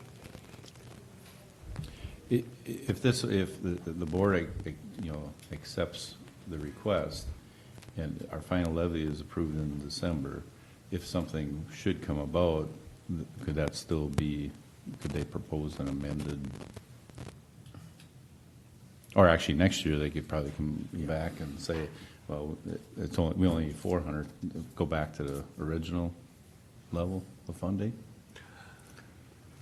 Quick question. Okay. Sounds like there were two issues. One is the health insurance and whoever the right people are to be talking with each other. Sounds like a good idea, whether it's Melissa or somebody in HR or wherever. But the other thing I heard you say at the beginning was that the requested increase is about administrative costs of the Housing Choice Voucher Program. Right. So even if we'd figure out a way to help you with your insurance, the increased administrative costs are still impacted. Am I hearing you correctly? Commissioner Clark, you are correct, yes. Okay. All right. But I think what you're saying makes sense. Yeah, and how much increase was in that line item where you're covering more of? So for 2019, we subsidize $50,605. In 2018, $53,325. Okay, thanks. Randy? On the health insurance, we provided in the past, the HRA and other organizations were on the county's health insurance. The county is self-funded on their health insurance, so we pay the actual claims, which is maybe a little different than some organizations. And after the Affordable Care Act legislation, we had this reviewed by outside counsel. And for them to stay on our insurance, we in effect have to become an insurance company with a lot of regulations and a lot of expense. So it's not a step that anybody wanted to take, but I think we were forced to ask them to get their own insurance at that point. Okay. Commissioner Lensmeyer? Yeah, I'll just reiterate my idea from several years ago, and that is with the boomers and old boomers having retired and are now providing a wide assortment of consulting services germane to their area of employment while they were public employees. We've got consultants galore out there in every area, and the smaller cities have made fairly prudent use of the services provided in all of those areas. My point is that while a county HRA made a lot of sense, 30, 35 years ago, there wasn't any expertise available out there to provide the types of services. I really believe that time has come and gone. And this is clearly the whole office is a duplication of things that are available on an individual basis with consultants and contractors. So it's really a legacy agency. Boy, that's polite. And I really question the need, but here we are. So I don't have an idea on a proposed action, but this continues to live on. I ran out of wooden stakes to drive through the heart of the operation. So as a result, I'm just going to wind up continuing this in some form or fashion. Is there a way that we can postpone the decision on this until later? I was kind of surprised that it came on the board agenda this early. Until at least we have some conversations with Melissa Huberty and maybe how we can do a connection of some sort between the two agencies and help reduce some costs, and along with what You could Commissioner move the Lynch. table, and the chair has to honor that. Or postpone to a later date. That might be the more appropriate one. Which would be more appropriate, to table or postpone till a future date? I would rather just have a little dialogue rather than just table. Yeah. Okay, so postpone. I would move to postpone this to a future date in September. I'll second that. Okay. I got a motion and a second to postpone the action today on the HRA. All those in favor say aye. But just Aye. oh. Oh, But well, that would we'll have to discuss. be before the late September 24th meeting, correct? Right, it would have to be the So it'd have first to be the one. next First meeting. meeting. Okay. I think, Okay. Mr. Chair, Randy might know differently, but I think we could do this even as late as the last meeting in September. Okay. So- Yeah, I'm not sure if their levy date got moved back from the middle of September. It might be the end of September, but I guess I'm not sure. I'd have to look that up. So either the next one or the one after that. Okay. Yeah, and hopefully we can reconcile maybe some of these differences and come up with a better plan if it's possible. But if it's not possible, we're stuck with what we have and we just move the animal forward. Okay? So any other discussion of as far as what we're planning to do? Maybe I can find some more wooden stakes by then. Okay. Okay. Bring them to the next meeting if you can. Mr. Chair, if I may. If I may. Sure. Comments have been made about the impact on individuals that the levy has, and I understand that. But the impact that the housing choice vouchers has on individuals within our county is substantial. If you look at an individual today that's making $11,000, they are unable to be housed unless HUD covers 70% of their rental costs. It's substantial. They would be homeless without it. And I would like to leave the commissioners with that thought, that the impact that this has on individuals within the county is significant. And someone has to manage the program. HUD has chosen Housing and Redevelopment authorities to manage the program for them because they don't have the wherewithal to do it themselves. So thank you. And I appreciate that comment. Earlier today, we talked about affordable housing. And the goal is, to allow people to be able to be in the housing that they can afford. So I appreciate those comments. Thank you. Okay. I'll call the question. All those in favor say aye. Aye. Opposed? Motion passes. Thank you. Thank you. So, Dr. Willie, postpone is, allows discussion, but a table doesn't? Is that Correct. I think that's true. okay? And there's times it's probably worth us all relooking at, but I had relooked at it. If we're really saying that we're going to pick this up again, that Okay. postpone could be the preferred one, but maybe we could, I'll look and try to figure out, because I was just trying to figure out how do we get to where we're really hoping to be as opposed to maybe something else. And sometimes we really want to table it. Mr. Chair, I just, Commissioner Mergen, I think that there's other reasons for the meeting between Neil and Melissa. And, I think the health insurance could be one topic, but I would suggest that if that's going to be one of the topics, that someone else from the staff might be present. If you could let us know when it is. I can tell you right now when it is, and I won't forget. It is next week, Wednesday, at 9 o'clock, right up in Melissa's office. Thank you. Mr. Chair? Yep. Could I also comment, would there be any benefit to having like TRICAP involved in that discussion too, being, they do have a housing program? If there can be if you're going to talk, housing issues, maybe they'd like to be invited, and maybe there's some common connections to that. Part of Commissioner Lensmeyer's duplication. Yeah, Commissioner Knox, I think. You volunteer me for something while I wasn't listening? Happens all the time. One of the reasons for our Human Services Administrator connecting with some of these people is to, see where there are areas that we can collaborate even more than we are now for the benefit of our citizens. And if TRICAP's something that should be at the table, we can do that, or we can do it at a later time, whichever. Yep. Okay. Thank you. And we do, again, have those challenges of affordable housing, and we want to see how we can best meet those needs.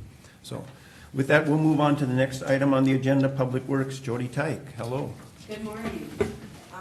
My agenda items begin on page 218 in your packets. Item G1, I am going to pull, and I will bring that back at a later date. There were several questions our staff had with the proposals we received, and we feel we need to further investigate those before we can make a recommendation to the board on who we should hire. So I will move to item G2, which is on page 220 in your agenda packets. And this is related to the St. Cloud APO's draft Metropolitan Transportation Plan. Project lists were developed, and they were presented to the APO Technical Advisory Committee and then to the APO Board, and there were some questions. A public comment period on those projects has begun. However, I know in Stearns County's project list, I caught something that was supposed to be on St. Cloud's project list, and it was not, and it's a county road.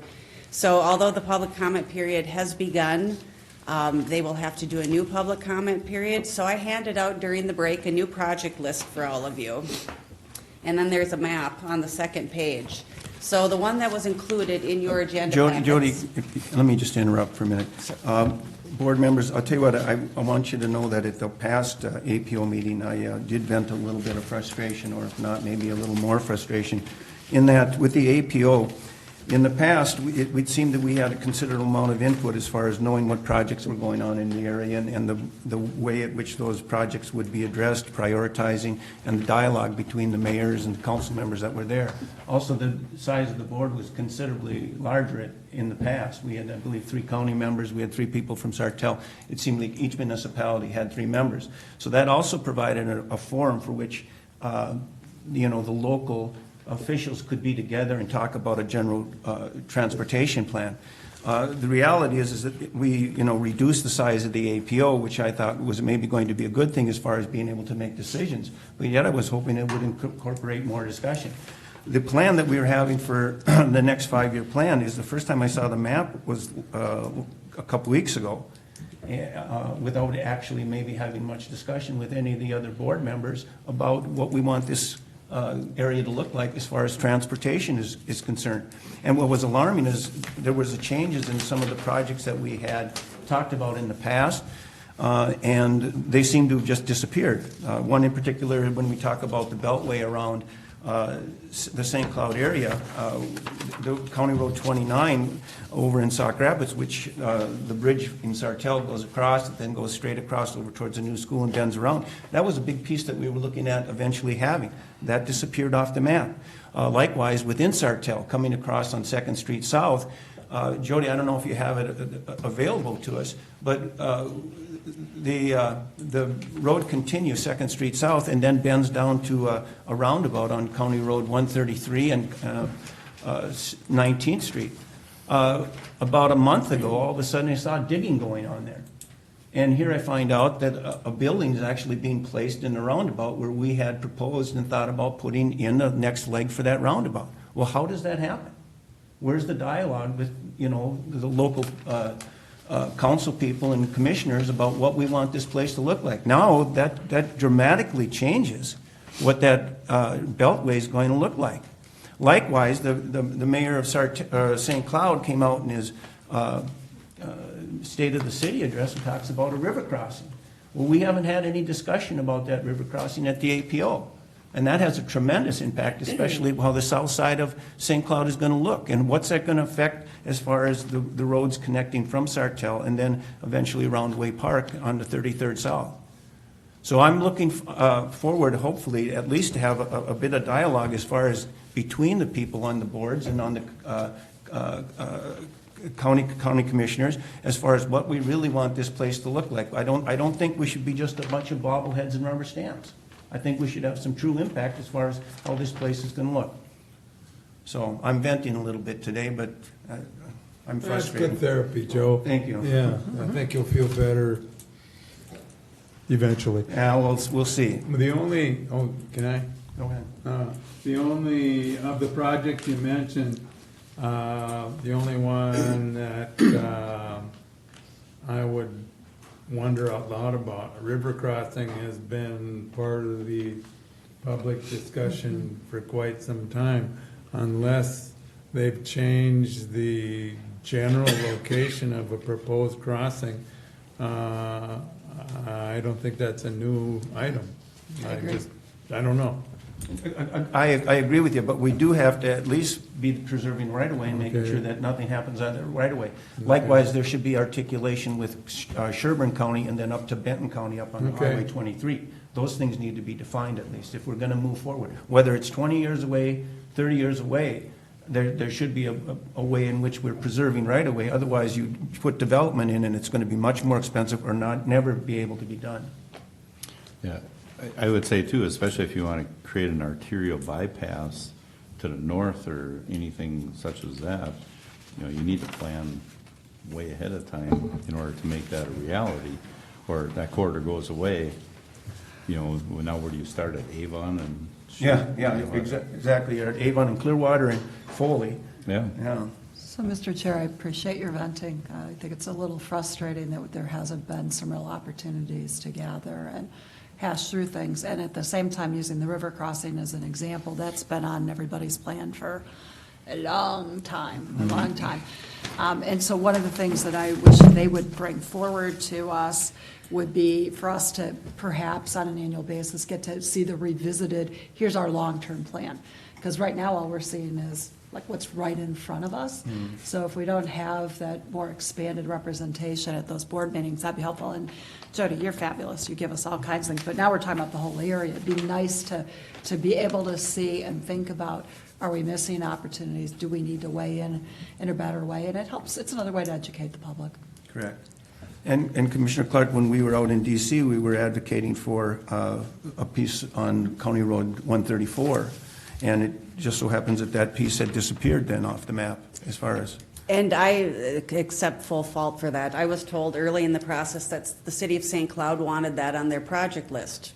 A bit confused, but that gave Stearns County more money to assign to other projects.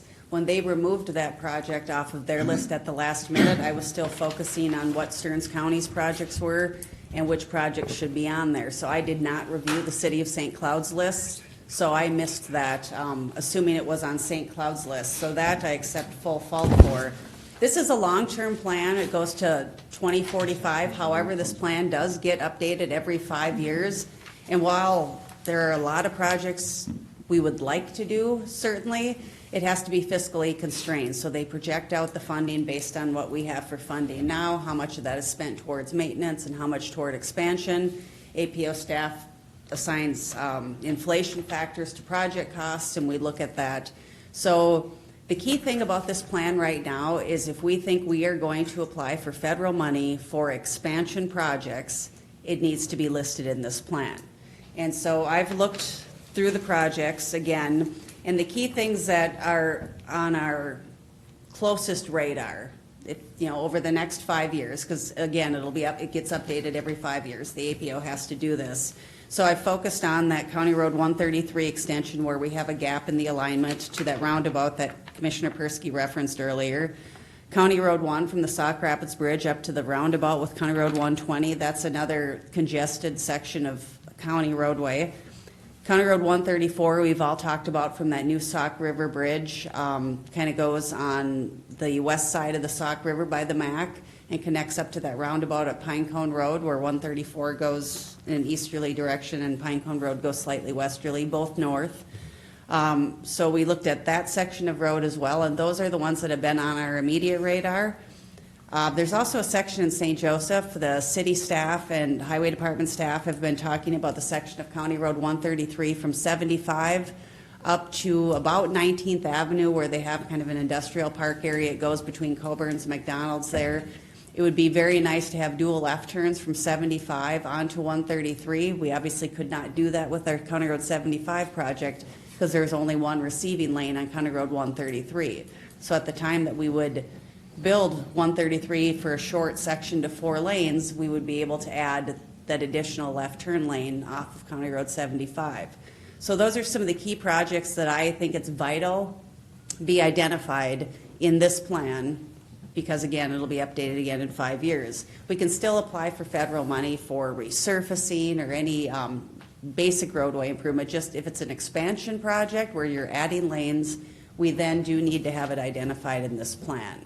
And so after meeting with the APO staff last week and coming, explaining what we wanted. So what's different from your packet project list for Stearns County and the one that was handed out to you and I emailed late last week is we removed that interchange at I-94 and County Road 136. And the key thing there is we need to have MnDOT on board and contributing some money. And doing that interchange there is not going to provide a whole lot of good unless we also include major improvements to County Road 136. And those were not included. So that interchange was removed.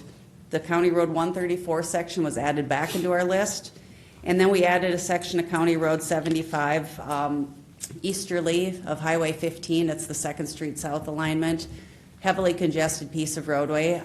It would be very expensive, but at least it's showing up on a map. I'm not proposing that we do that in the next 5 years, but widening that to 6 lanes would help with the traffic in that area tremendously. However, I'm not proposing that we do that. It's just being identified as a project. Where was that one, Jody? County Road 75, 2nd Street South. It's project number 6 on that map that I handed out. Another section of Veterans Drive between Anderson Avenue and Highway 15, that's marked as project number 201.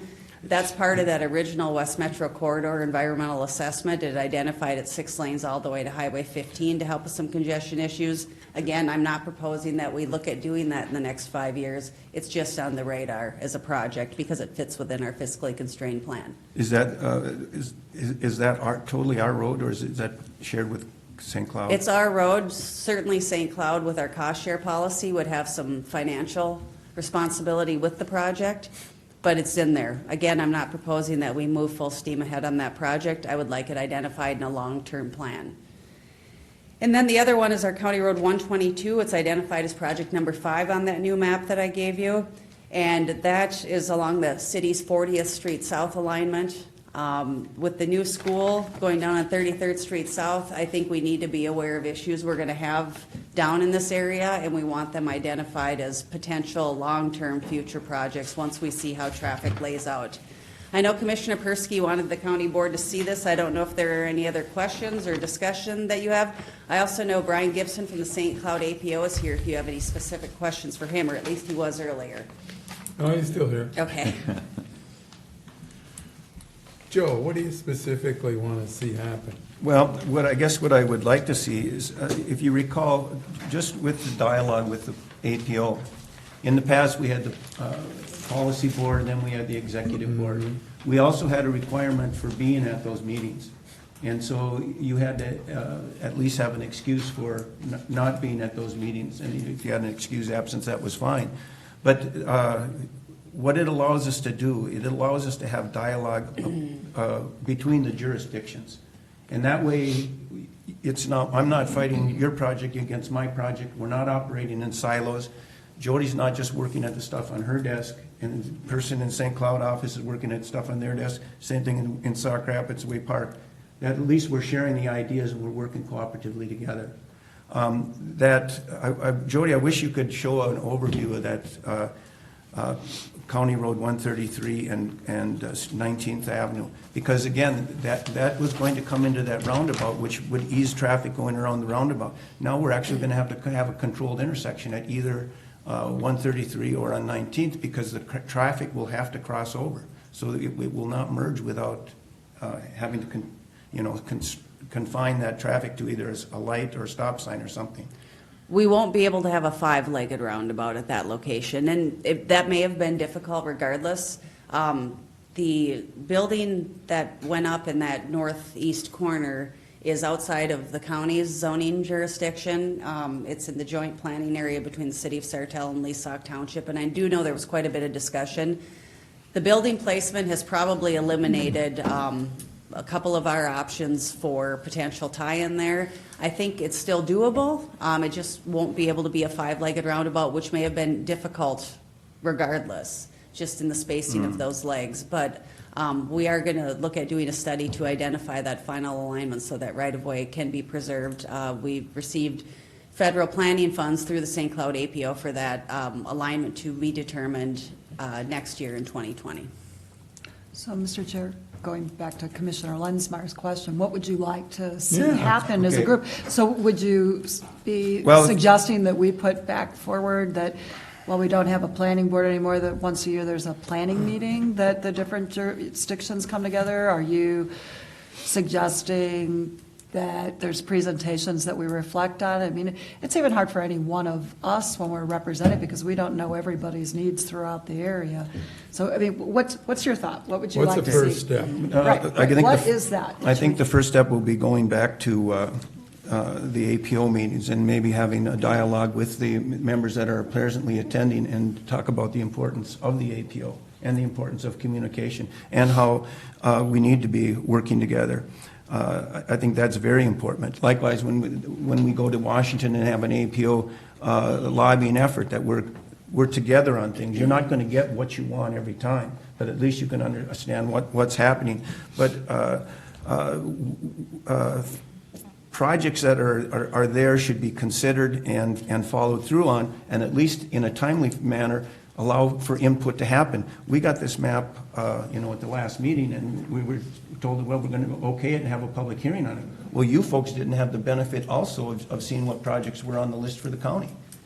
And so, again, I would like to make sure we at least have input from the entire board or the entire council, that they see those projects, and then they're brought back to the person that's on the new executive committee for dialogue, so that at least there's communications amongst the jurisdictions. So, Mr. Chair, then it sounds like perhaps at a bare minimum that the planning process incorporates an opportunity to be coming back to our boards before something goes to public comment, or perhaps, again, some other kind of meeting. I mean, GSDC obviously has stakeholders meetings that, while it might not be the board per se, we're invited to come to. Maybe there's something else when you go back to them and say, okay, what can we do so that we've got the kind of input you're talking about in a timely manner? Agreed. And it's not just to generate a list of projects by which we're going to be acquiring federal funding. It's a big picture about what we want the area to look like in the future. Likewise, we have a project out there in Sartell, Town Line Road, and that's going to be drastically impacted by the new high school, because people are going to take that road as a shortcut. It's a very narrow road built on timbers, broken up asphalt, and those townships have no money to repair it. But yet, there should be at least a long-range plan of how that might be done, even though it might not qualify for federal funding. Mr. Chair, if Yeah. I may too, also to answer Commissioner Clark's question, I can certainly do a better job of when these plans are coming together and I'm giving input on the Stearns County project lists, I can certainly send out regular updates to the county board, and then if the board deems it necessary, I can bring it forward as a discussion item as we're going through the process, parallel with the St. Cloud APO. Excuse me. And then that way the board is continually informed and has that opportunity for input. And like I said, if it's deemed necessary by any board member, we can certainly have additional conversation at a county board meeting as well through one of my agenda items. Yeah, and Jody, one thing I might recommend, perhaps even having quarterly meetings or biannual meetings of TAC and APO meetings together. At least that we have some dialogue and put some faces with the projects as well. That wouldn't maybe hurt either. But today, I guess we're looking at approving, though, the plan that's in front of you folks.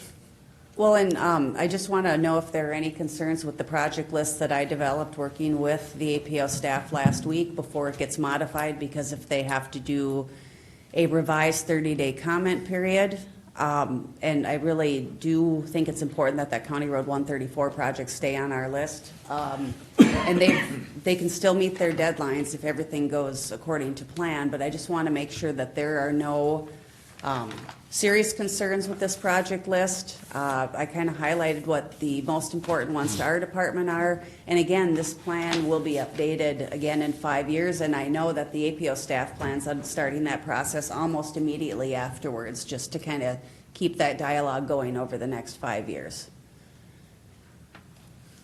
So if there are no concerns, I will move forward, let APO staff know that the constrained project list, so this top group, are the projects that Stearns County wants in their long-term transportation plan. And otherwise, if you have any other comments, speak now. Thank you. Okay. Are we looking for a motion to approve that plan then, or just I consensus? think general consensus is what I'm looking. Anyone opposed to that?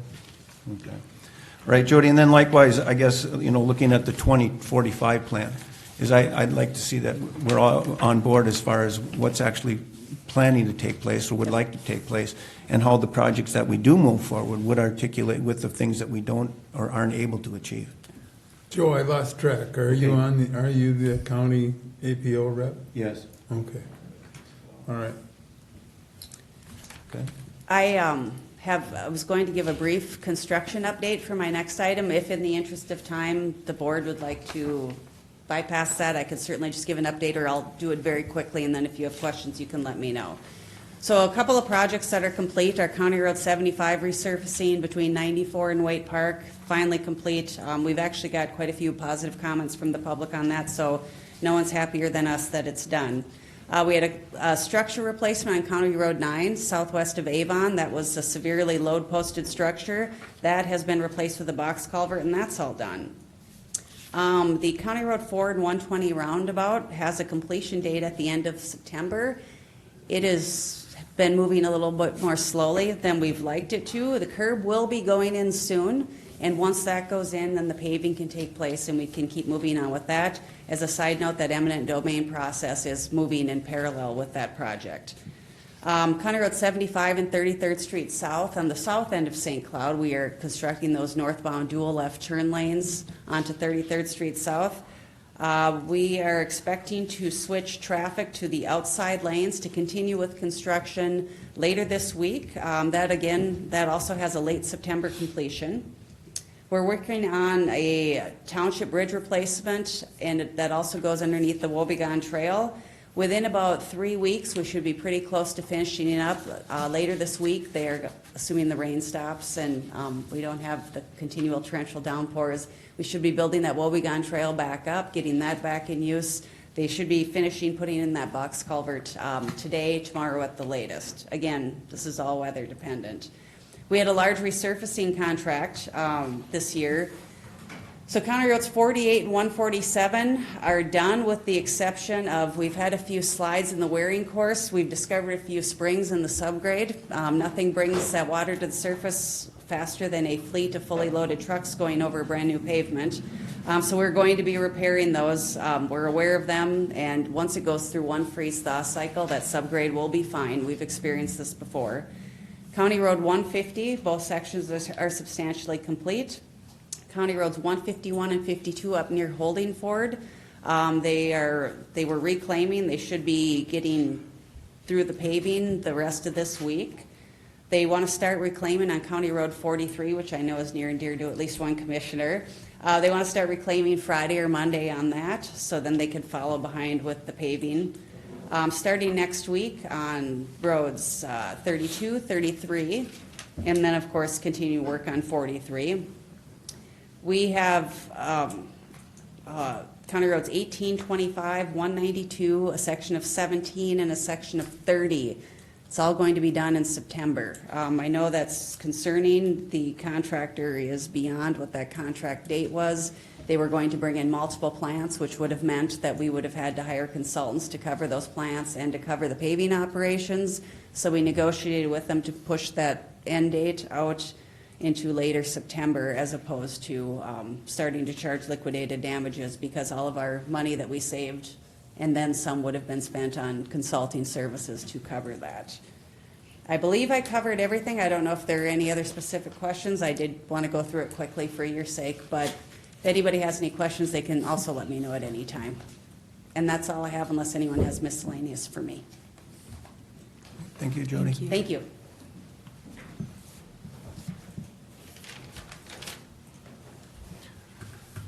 Okay, we'll move on to environmental services. Good Shelley. morning, Mr. Chair, members of the board. I have Tim Oswald here with me.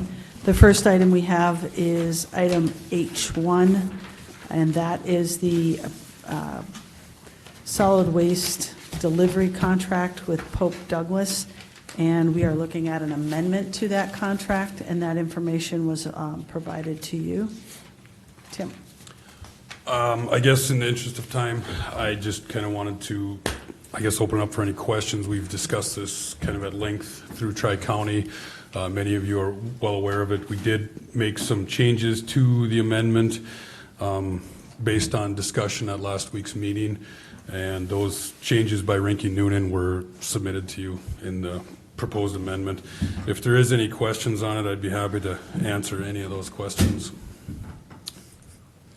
Mr. Chair, I appreciate so much you wanting to speed things up, but I think it would be helpful just to tell us a little bit, since we just got it, what changes have been made, what you believe in talking with our council this means, because you're asking for us to approve this. I think it would be helpful. Just to clarify, are you looking for what changes were made since last Thursday, or? Yes, since last Thursday. Okay.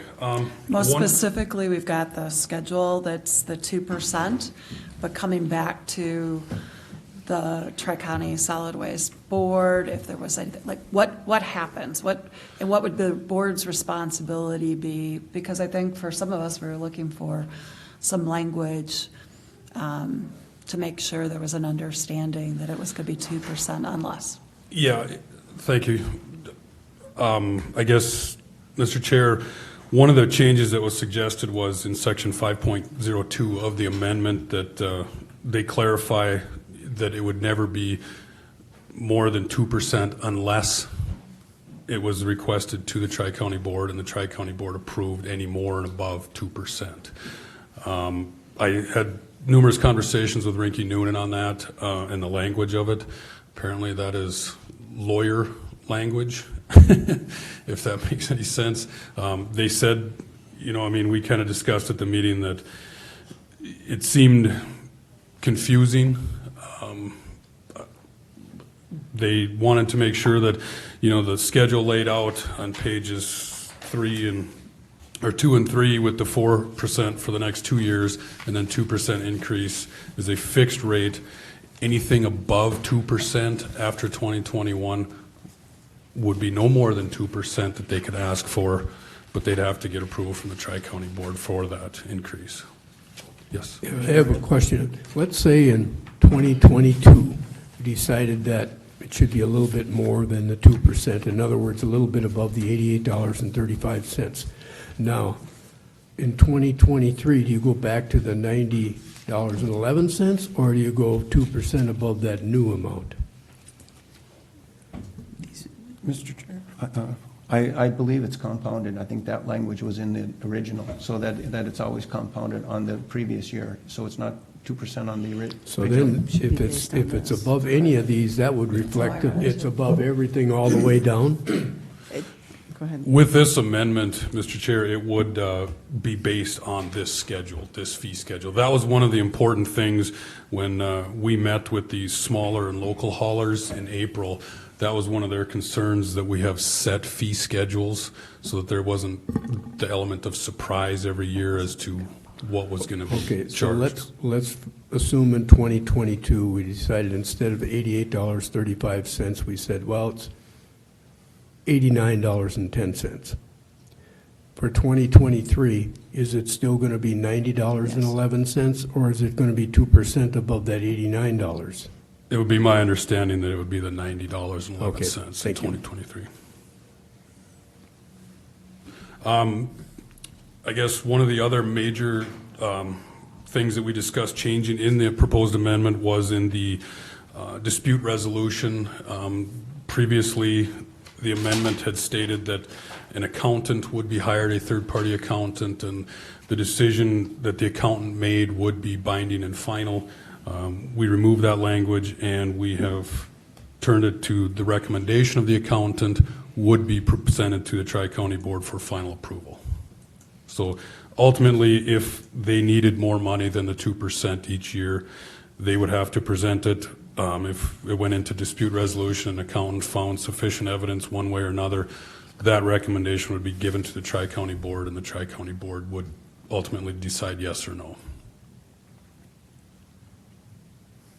And those were kind of the gist of the changes that were made to the amendment based on last Thursday's conversation. Mr. Chair, one other item I know at the Tri-County Commission meeting that was discussed was the kind of the clawback concern.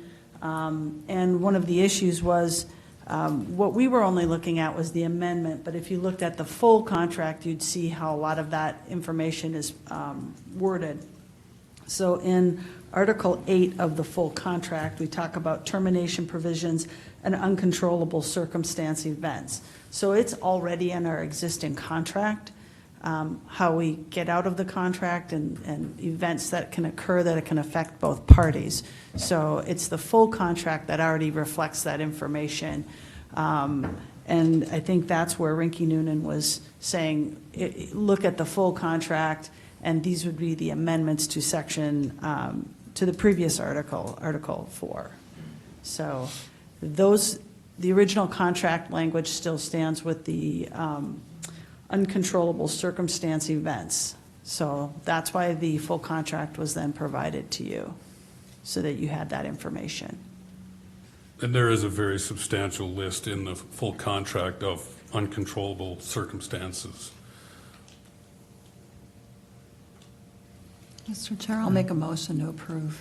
I think because of that other one, the board will have to have some discipline. Otherwise, it could turn into an every year, we just need more money.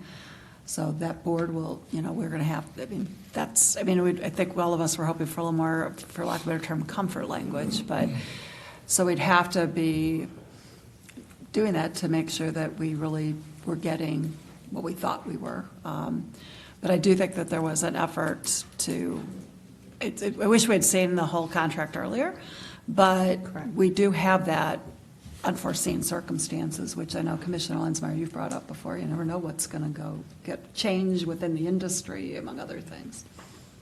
Yeah, I have nothing more to add. Okay, we got a motion to approve the contract. I'll make that motion. Second, you mean? Yeah. Is that a second? Yep. Okay. Okay, we got a motion and a second to approve the contract that's presented in front of us. Discussion. I'm just going to comment, I had a little difficulty understanding what was presented to us last Thursday. And it was my original understanding that we were going to cap it at 2%, and that 2% was going to be negotiated, but it seemed that that's not how it was understood. I guess I have a little trouble with having an additional 2% added on to that as a matter of just being added onto that and then having them to justify that 2%, because it could be that they would maybe need less than that, but it could also mean that they could maybe mean more than that if it was truly justified. And so if, for planning purposes, it could very well be justifiable to have 4% on that every year, the original 2% and an additional 2% because of what you're actually planning. And those would be costs that would be as far as maintenance on buildings, new equipment coming in, and other items. So I'm having a little difficulty with it. But how long have we worked at Pope Douglas? Long time? Long time. I mean, we have to also respect that.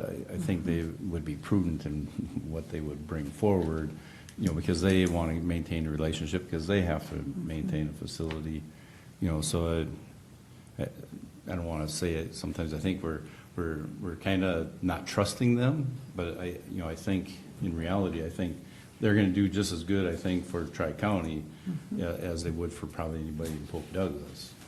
I mean, that's just my opinion. I wouldn't foresee, unless they get new leadership and they decide to ramp it up. I would think they would. My personal opinion is I think they would be prudent and not pushing the envelope every year or cycle. At least that would be my hope. Okay. Yeah, and I would hope their intentions are that way. I was hoping they'd have a little more presence though at our meetings. They were not. So they weren't. They weren't at the last meeting. No. Mr. Chair, we did ask them to stay away just so it wasn't contentious or anything. Okay. So they do plan on being at future meetings and presenting, updates and stuff like that. I did bring that up to them, and they are very receptive to that. So. Okay. Well, isolation isn't a good way to communicate. Anyway, any other discussion? If not, I'll call the question. All those in favor say aye. Aye. Opposed? Aye. I'll be the dissenting vote on it. Okay. Okay, moving on. The next item we have, Angie Berg should be here to go through. We have the discussion of a public hearing for revocation of shoreline contractor's license. Good morning. Good morning. Agenda item H2, we have consideration of scheduling a hearing regarding a revocation of a shoreline contractor license. On July 30th, the board approved a conditional use permit for a major shoreline alteration permit, and at that time, it was brought to the department's attention that there was unrelated work on the property that was being done by a different contractor without a permit. And so, as is set forth in the ordinance, which is listed in your packet, it is up to the county board to determine if you would like to schedule a public hearing to seek revocation of said license, or, as you've done in the past, contractor is here today, and by way of talking about it, another option would be to give them a warning. And we actually have another item right after this where we'll be talking about the same thing. So. Okay. Just a quick question. So was it brought to your attention by the general public or homeowner, contractor?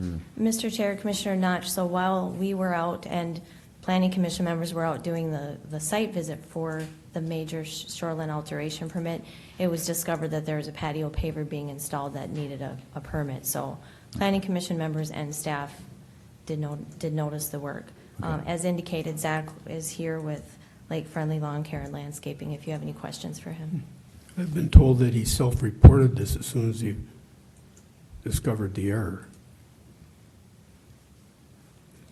Mr. Chair, again, Commissioner Morgan, something that you could discuss today or in the future if you wanted to have a hearing. And I don't have a preference, but some things have popped into my mind. This talks about a revocation. I'm wondering if suspension could be part of the menu. Is this meant to be permanent? I don't expect, or is there, would the recommendation to go through the qualification process again? Because there's a little education there. Like I said, I don't have a preference of what we ought to not do, but I would hope that'd be part of the discussion mix. There's a considerable concern at the Planning Commission of items of this nature. It's just that it can be very frustrating when people go through the regular process and follow the rules, understand what they can and can't do, but then, there's other construction going on without a permit, and it's, well, I'll let it go unless I get caught. The other part is that even if I get caught, if it's just a $500 fine, it might be very much well worth it to just pay the $500 fine, because I can just, figure that as a part of my expense, because I've need to get the work done, or I want to make sure, the materials that I have can be put in when I have them, and a bunch of other factors. So it's been an issue of discussion amongst the Planning Commission members as far as how we're treating these shoreline violations. Is it possible to hear from the contractor here? Today? Yeah, Yes. that's, and with the contractor here today, rather than set a public hearing with him or another meeting, maybe we should address it today. It's up to the board what they'd like to do. I'd be fine with it. Yeah, we could talk about it. Okay, then we'll allow him to come forward and speak his piece here. Come on, go ahead, come up to the microphone, identify yourself, and give us your address. Zach Stanansky. I live at 17812 195th Street in Richmond. So I talked to the homeowner on this project probably February. He had pulled permits on his own in the past for other projects we've done out there. Somewhere there was miscommunication. He thought I was pulling this permit. We got 2 or 3 days into the project and realized he never pulled a permit, I never pulled a permit. I immediately called Rob Spitzley at Stearns County Environmental Services, said, hey, we made a mistake. We didn't pull a permit. We got 3 days into the project. I said, what do we got to do to make it right? I said, I know we're wrong. He immediately said, we can just stop working. I said, okay. And he said, there'll be a $130 fine for pulling a late permit. I said, okay. And he said, then we scheduled a site meeting with Rob. We went through everything, we filled out the permit, and they did eventually approve our permit, and we finished the project. We just wrapped up here the other day. Now, we had time constraints because he was pulling this major permit for a separate project, which is why I assumed when he was pulling the major permit, I assumed he was pulling both permits at the same time. And that's what happened. I understand, I do know the rules, I attend the things. We made a mistake, but we tried to do everything we could to make that right as soon as we figured out what happened. Okay. Well, Zach, I appreciate you self-reporting that. But that is a concern for us, because, again, we have people that don't self-report, and people just try to get by. And again, it's not fair for those people that try to legitimately follow the rules and, do what's prudent on their shoreline. So and it's frustrating for me, it's frustrating for Planning Commission, also the board's not too happy to see these items come before us either, so. Commissioners? I'm assuming that with this contractor, there's never been an issue in the past. Mr. Chair, Commissioner Notch, correct. We have not had any outstanding issues with this contractor. And Zach, how many years have you been going through? This would be our 5th summer. Okay. Zach, how many items have you done along the shorelines in the county? I would say it's about 80% of what we do is Stearns County shoreline work, which is we try to strive to do that right and follow the rules and stay on top of things. I appreciate that. Commissioner? Yeah, should bonding of some sort be a component of this going forward in the future? So if we have a violation regardless of the nature, that would be forfeited? I don't know. Does that make any sense? Mr. Chair, Commissioner Lenzmeyer. I mean, it doesn't apply to him, but, you know. Right, we did talk about, that was brought up maybe a year or so ago, and we did talk with the county attorney's office about that issue. The way the performance bonds are written is that it's for unperformed work. And so it's not for a fine, or it's not, we could pull a bond, but it wouldn't prevent them from continuing to do work unless the board revoked the license. So the other idea that I heard from the Planning Commission last Thursday through Commissioner Persky and staff was that the Planning Commission was looking for potentially in the future some changes to the fee structure, so the fees would be higher for a licensed contractor doing work without a permit. That might be another potential the board could consider in the future. I just was continued to think as you were explaining, hardly ever happens, but it really was a dumb suggestion, because if they didn't pull a permit, we wouldn't know they were out there, so the bond thing wouldn't have worked anyway. Jeez. Oh, well. Zach, what would you think about, I mean, the way this happened, if you would have just asked him, well, what's the permit number? He would have probably said, I don't know, I don't have one. Right. But right. he just told you that he had a permit. Well, he never did. So I called about 3-4 days before we were going to come out there, and I said, hey, are you ready for us to come out there and start? His answer was yes, and that was the end of the conversation. So I understand now I should have asked more questions. I should have done to figure that out, because typically I pull all my own permits. This particular homeowner is the only one that's ever pulled his own permits in the past. So I mean, I take responsibility for that. I should have questioned that more at the start. I don't really see a necessity for a public hearing in this case. I think he's already paid a fine for pulling a late permit, stopped immediately, self-reported himself when he found the error. I don't see an issue in this case. And I'd have to agree. I mean, they came to the meeting, obviously, you know, they knew it was on the agenda. I don't think at this point it needs to go any further. You know, I think Zach and his crew understand the mistake, and I'm guessing they'll be a little more prudent going forward. Okay. I'll tell you what, I appreciate you being in here too today, Zach. Just don't want it to happen again. Correct. Okay, so should we just... Comfortable with that, too. Comfortable with the fee that he's paid, okay? And again, we're going to be revisiting this as far as the Planning Commission is and our ordinance are concerned. If you'd like to give us some input, you're more than welcome to do that, okay? Thank All you. right, thank you. Mr. Chair, you have another item, which was the item that you pulled from the consent agenda, item C10, which is packet page 108, and Angie is here to talk about that. This item was considered by the Stearns County Planning Commission at their last meeting. It was to consider a conditional use permit submitted by David Fay of Painesville. It was for a major shoreline alteration permit on Rice Lake. And as indicated in the decision memo that was emailed to you on Friday, there was a unanimous recommendation to deny the shoreline alteration permit. I don't have anything else to add on that. The one thing that I would add related to the contractor issue is you have the same option that you just previously dealt with, is to decide whether or not you would like to schedule a public hearing to consider revocation of the contractor on that project. The little bit of history is that this particular property owner had obtained a design from a separate contractor to do a minor shoreline alteration permit. That permit was issued, and that contractor decided not to go forward with the job, and then Jerry Kahns with JK Landscaping was awarded the contract, and he did the work. There was considerable erosion and problems at the site, and the design that was originally permitted for the minor wasn't functioning as planned. And so it was only upon staff contacting the contractor and the homeowner on several occasions that some temporary erosion control was implemented on the site.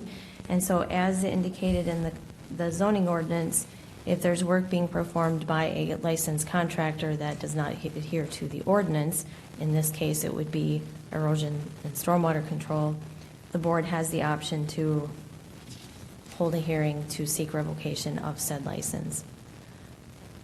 Those would be two separate issues. So the first issue would be if you concur with the Planning Commission's recommendal of denial to the CUP. That's the first issue. And then the second would be whether or not you want to direct our department to schedule a hearing. Let me first comment about the denial of the permit. The denial of the permit was unanimously supported by the Planning Commission. Most everyone, except one, perhaps had visited the property. I visited the property myself. A lot of issues going on that property. And the plan, everyone at the board felt that it was an inadequate plan to address the situation. And so that's why they refused to approve it. Okay? And so I would concur with that, and that a new plan needs to come up as far as how to deal with the problems on that piece. That's so. I would recommend that we support denial of the project as the Planning Commission had recommended. So just for clarification, they had a permit to do the work, but a minor. Right, a minor, and then work was being done. There was a washout, and then it switched to a major, but the major had not been approved. Okay.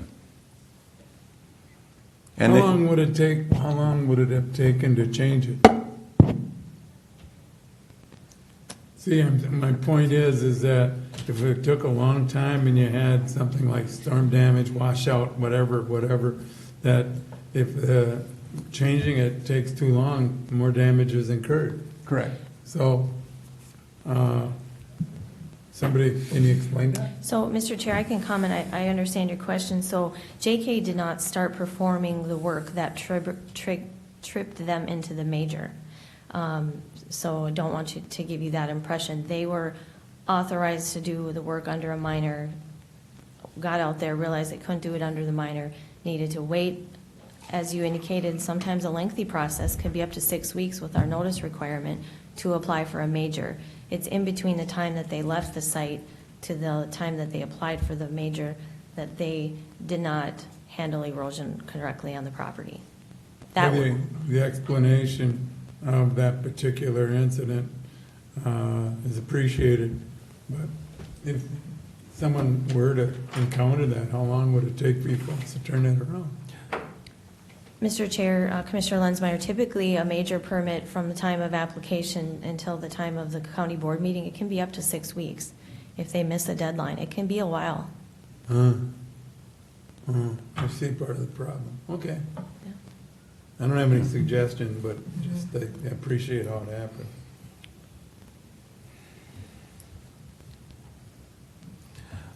I guess what I'm looking for would be a motion to approve the denial, and then, of course, the homeowner would then have to come back with a better plan than the one that he had presented to the Planning Commission. Well, the Planning Commission unanimously denied it, right? Correct.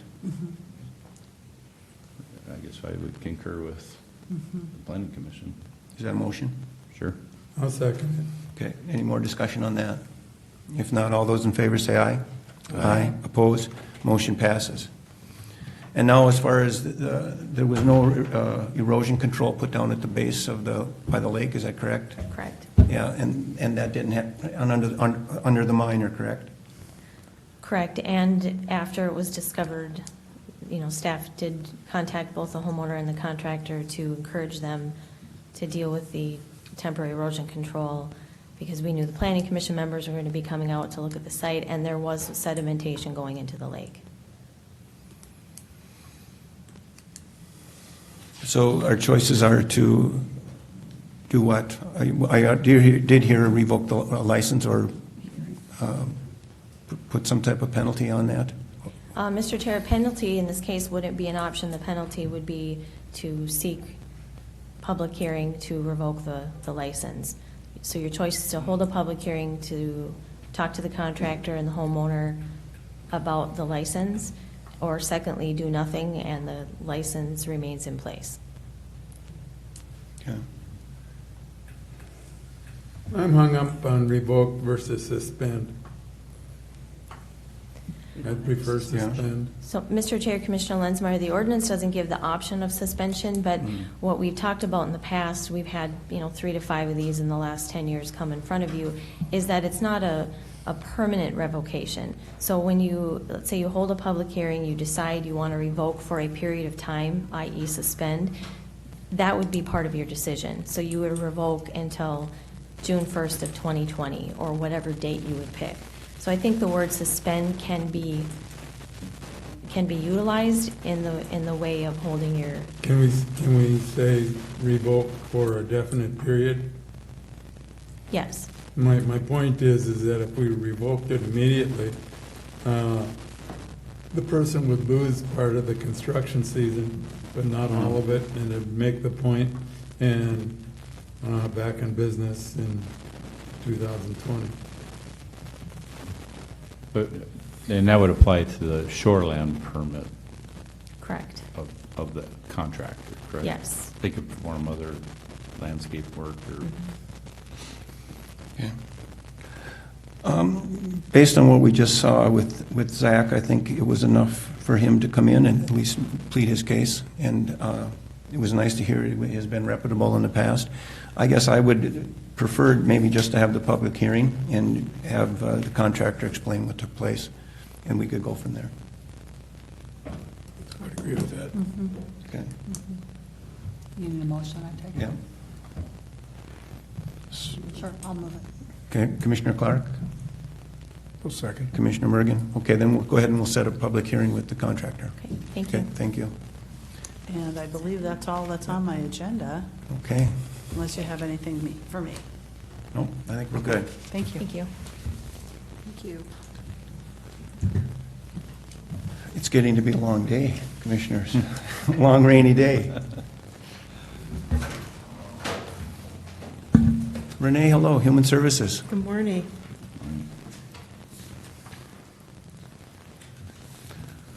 Go ahead. Okay. Do we need to recess? Do we need to, Yeah. yes, okay, we need to recess a regular meeting and go on to Human Services. I'm sorry. Trying to be That's okay. helpful. You are helpful. All right. Good morning, Mr. Chair, members of the board. Renee Frowndienst, I'm the Public Health Division Director, and I'm here on behalf of Melissa Huberty, the Human Services Administrator. The first are the 3 consent items that you have on pages I1 to, or items I1 to I3, pages 231 to 234. I'll move the consent items, approval of the consent items. Okay, have a motion on the consent agenda. I can second that. Commissioner Lenzmeyer, second. Discussion? All those in favor say aye. Aye. Aye. Opposed? Motion passes. Thank you. The second item is some information on what is called a yellow zone project, and you'll find that on your packet 236 as a starting point. So early in June, the board approved the community health assessment and the community health improvement plan. That's the plan that we developed in conjunction with our partners in the community. It is a 3-county plan, and the hospitals also have adopted that plan. But in there are 2 health issues that were identified, mental health well-being and healthy families. And that's going to be the focus of the next 3 years for the work in our community.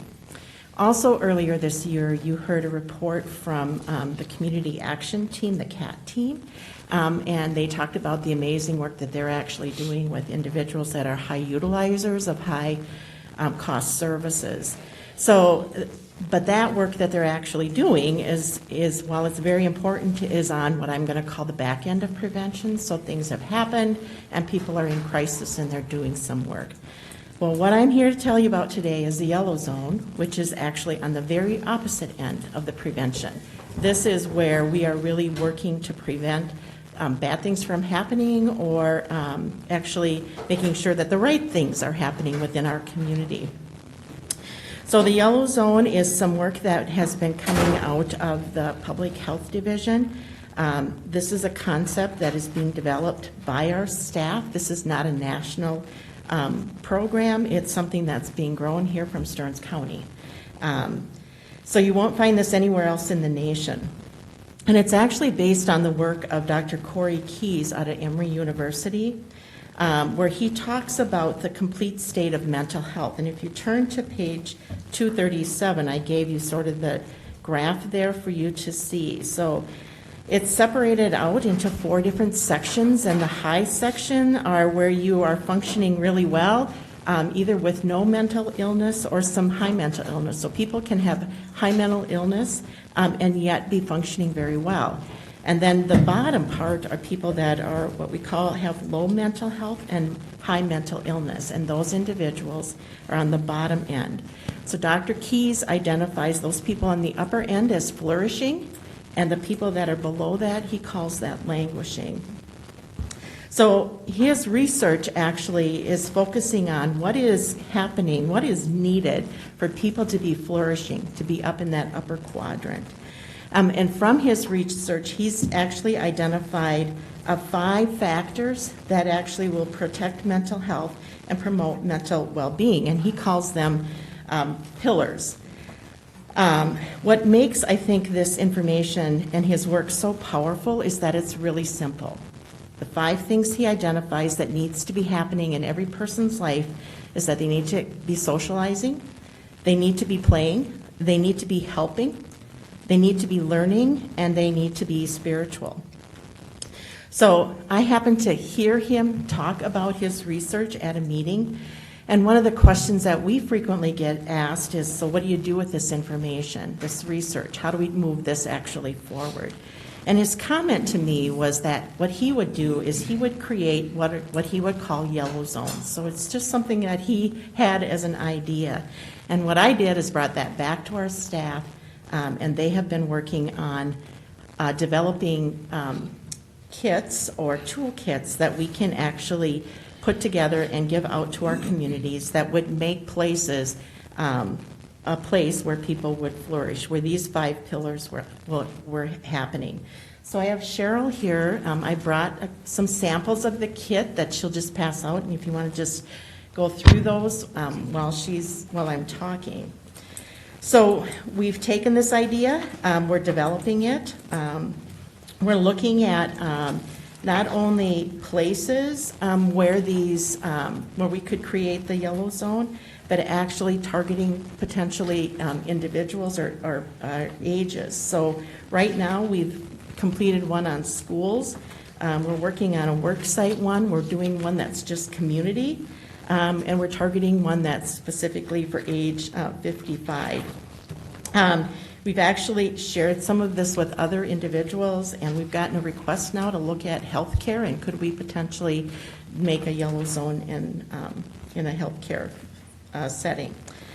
We've been asked to consider making the community outpost a yellow zone once we have this all ready. So we've got lots of interest, I think, from communities. So we're in the process of finishing up our toolkits. What we want to do is test them then.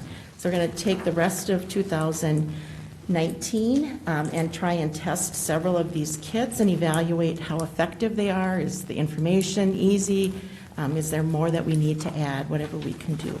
And once we get that feedback, we'll update those kits, and the goal is for the beginning of 2020 that we would be able to roll out the yellow zone concept within our communities.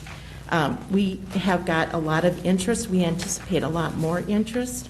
A lot of the times when we go out and talk about adverse childhood experiences and educate our community around that, people understand that, but then the question is always, now what? What do we do now that I know that there are these adverse childhood experiences, or I've experienced them myself?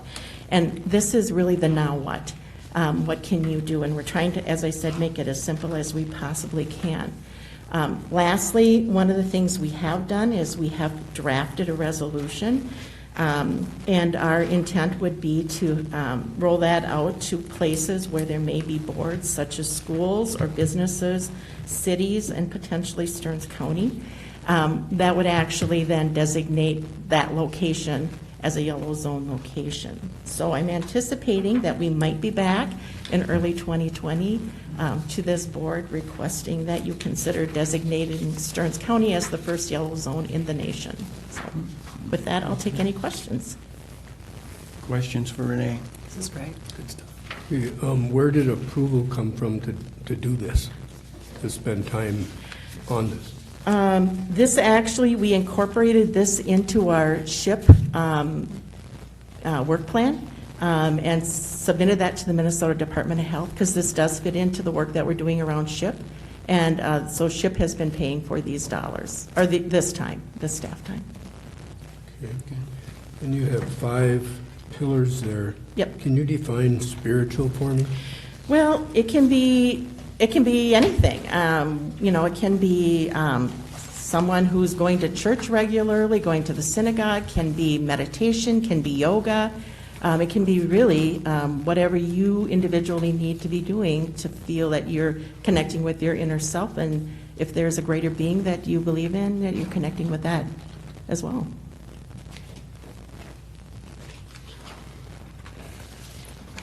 Thank you, Renee. Oftentimes that allows people to have a purpose in why we're here Yes. and what we're doing, and hopefully it's a positive one. And this is an issue of well-being in the community, and mental health is very important to us, both in how we flourish as a community, but also financially, because we know that those that suffer greatly can also be a financial burden on us as well. Yes. It says less than 20% of the population is considered to be flourishing. Yep, Mr. Chair, Commissioner Mergen, that's based on his research that Dr. Keys has actually done. I think you'd have a little different definition of flourishing than I do.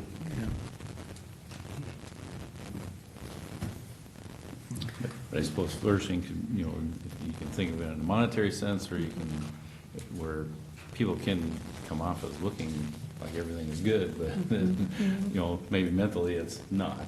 Yeah. So, I suppose depending on what his questionnaire and how he did the research would. We're thinking too about people who have been working in the same job for a long time but really don't like it. They might not make it on this because they haven't figured something out. Or I was thinking with higher ed, it's pretty astonishing. 49% of students report themselves, including in our area, as being depressed. And so I think, it would be good to take a little bit longer look in this. It looks like part of the opportunity behind this is for people to take some steps, some things they could do in their own lives that can make a difference for themselves, which is... Mr. Chair, Commissioner Clark, one of the things we did hear from our community is we have a lot of people that feel isolated even though they're living in town. They don't know their neighbors, they don't have any connection. It's not just in our rural communities where we have people that are very isolated, and that's one of the things we heard pretty loud and clear was this social isolation that a lot of people have. So I don't know, I'd have to take a look at what his research actually identifies, but my guess is if he's talking about flourishing, it's that these 5 things are actually happening regularly in a person's life that people can actually identify. Yes, I socialize. Yes, I play. Yes, I help other people. Yes, I learn. Yes, I take time for myself to be spiritual. So. Yeah, Renee, unfortunately, the computer age has maybe not done us all a bit of favor when it comes to interpersonal dynamics. And just my wife is talking with some of her students, and she says, well, do you have any close friends? Oh, yeah, I've got all these friends on Facebook. But yet they're not having the individual time face-to-face with real people, real situations like that. And it's unfortunate that many do retreat into the cyber world to find their relationships. Yeah, just for a quick example, a couple of weeks ago we were at a wedding up in Moorhead, and the gentleman sitting next to us lived in the north side of Fargo, and he works for a large accounting firm. And he says it's interesting because south of 94 is all new and growing. So when you talk to his peers at work, they talk about going home, and they go home and they go in the house, and that's where they reside till the next morning to go to work. And he's like, oh, we go over to the neighbors, and we sit down and have beverages and barbecue, and they just cannot understand how you can go talk to your neighbors and sit down.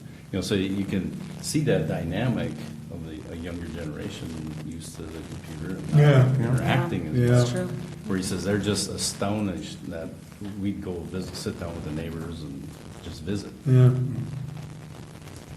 Just an editorial. It started with air conditioning when we left, when we left the porch.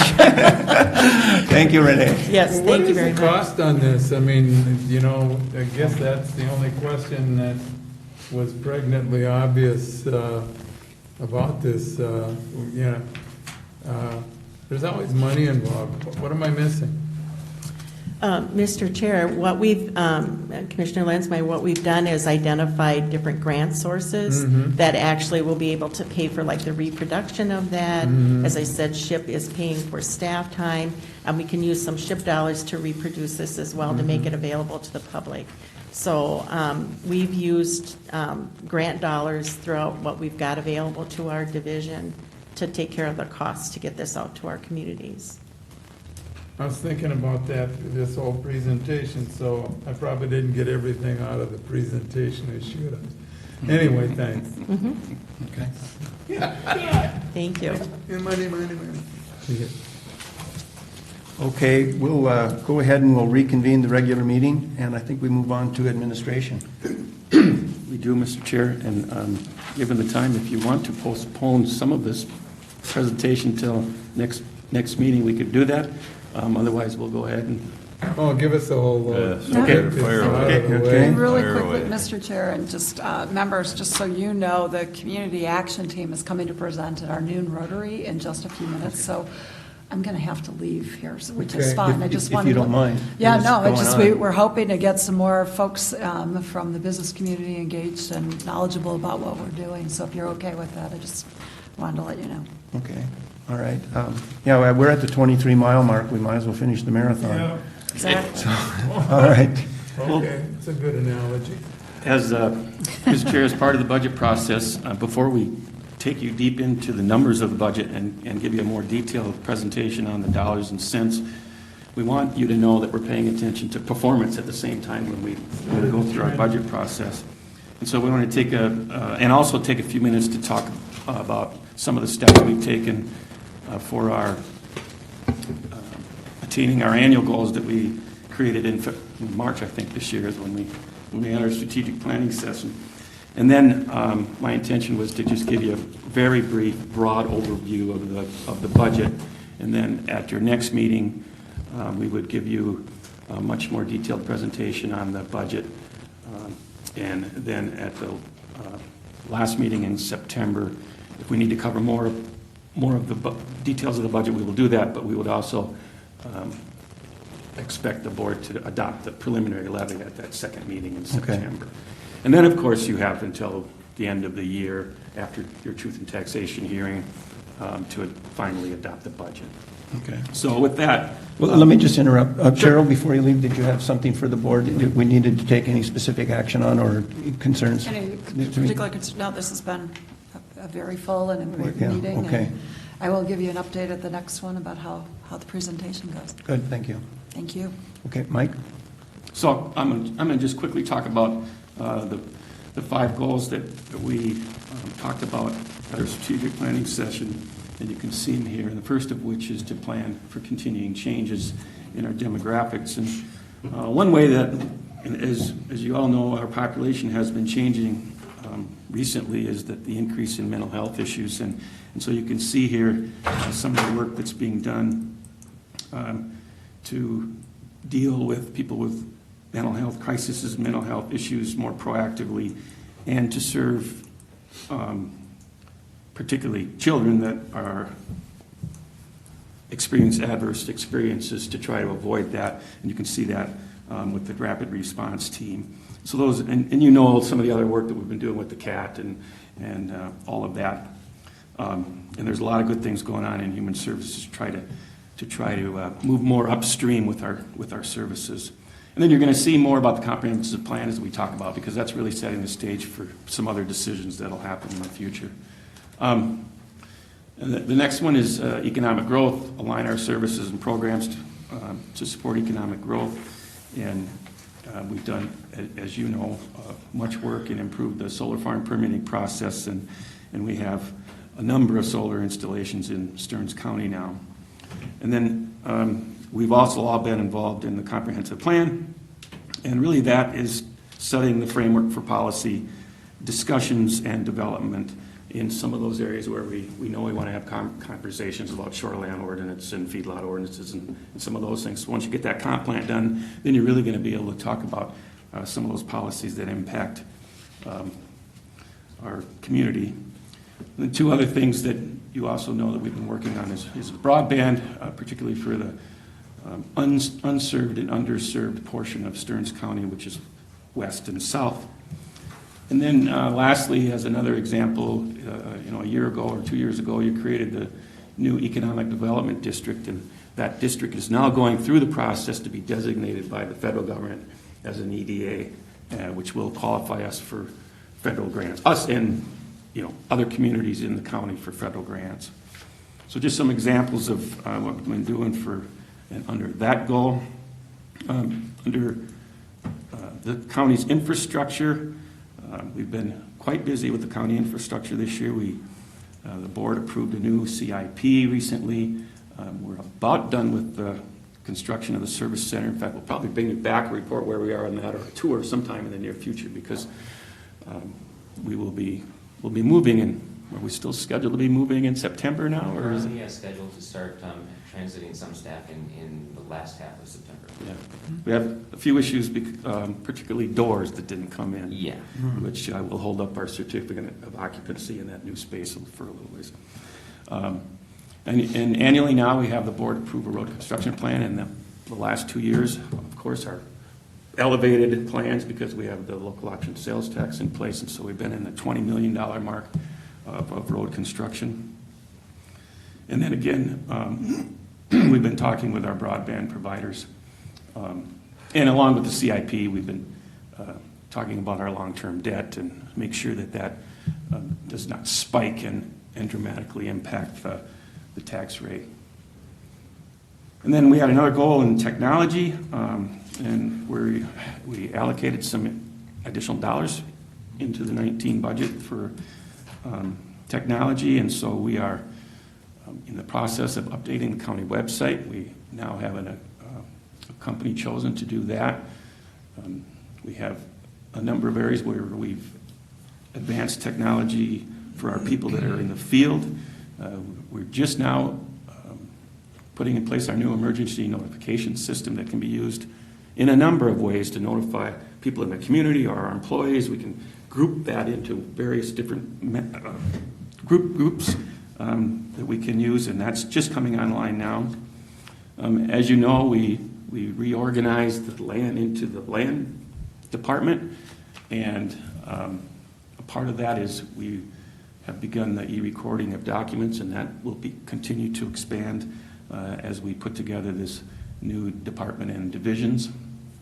As part of the new remodeling projects and the expansion, we have a new room management system that will go in place, and we're also nearing putting in place a new phone system throughout our buildings too. And more internally, we have also electrified our onboarding process, so that is now done via the computer rather than so much in person. And I think this is the last one that we had is recruit, retain, and engage top talent. And here we've done and had a number of things. You had a report not too many meetings ago from our Emerging Leaders program that is new, and several of our employees that went through that program have been promoted since they went through that program, so we see that as a great success. We in the 2019 budget, we funded a new person that would tend to our training and development program, and so we have that new program that's coming in place to help our employees. The human resources and other departments have been a part of area employer job fairs, and then we've had some new training come in, particularly on hiring and how to be non-biased in the hiring process. We've used social media more. We've also had a number of training programs on leadership that the county's been doing for years, but the Sheriff's Department and the County Attorney's Office have not typically participated in that. And just in this year now, they have been injected into that program. And then we've continued outreach to area schools on opportunities. So that's awful brief, but I wanted to make sure that as we look at the budget, we kind of have those goals in mind, and that you know that we're tracking those goals from our strategic planning session. And then also, as we started last year, it was last year we introduced performance measures for the first time. And a part of our budget process, all departments have created some key performance indicators so that we can track those through time. And if we see some changes in those, we can have a discussion about them at budget time.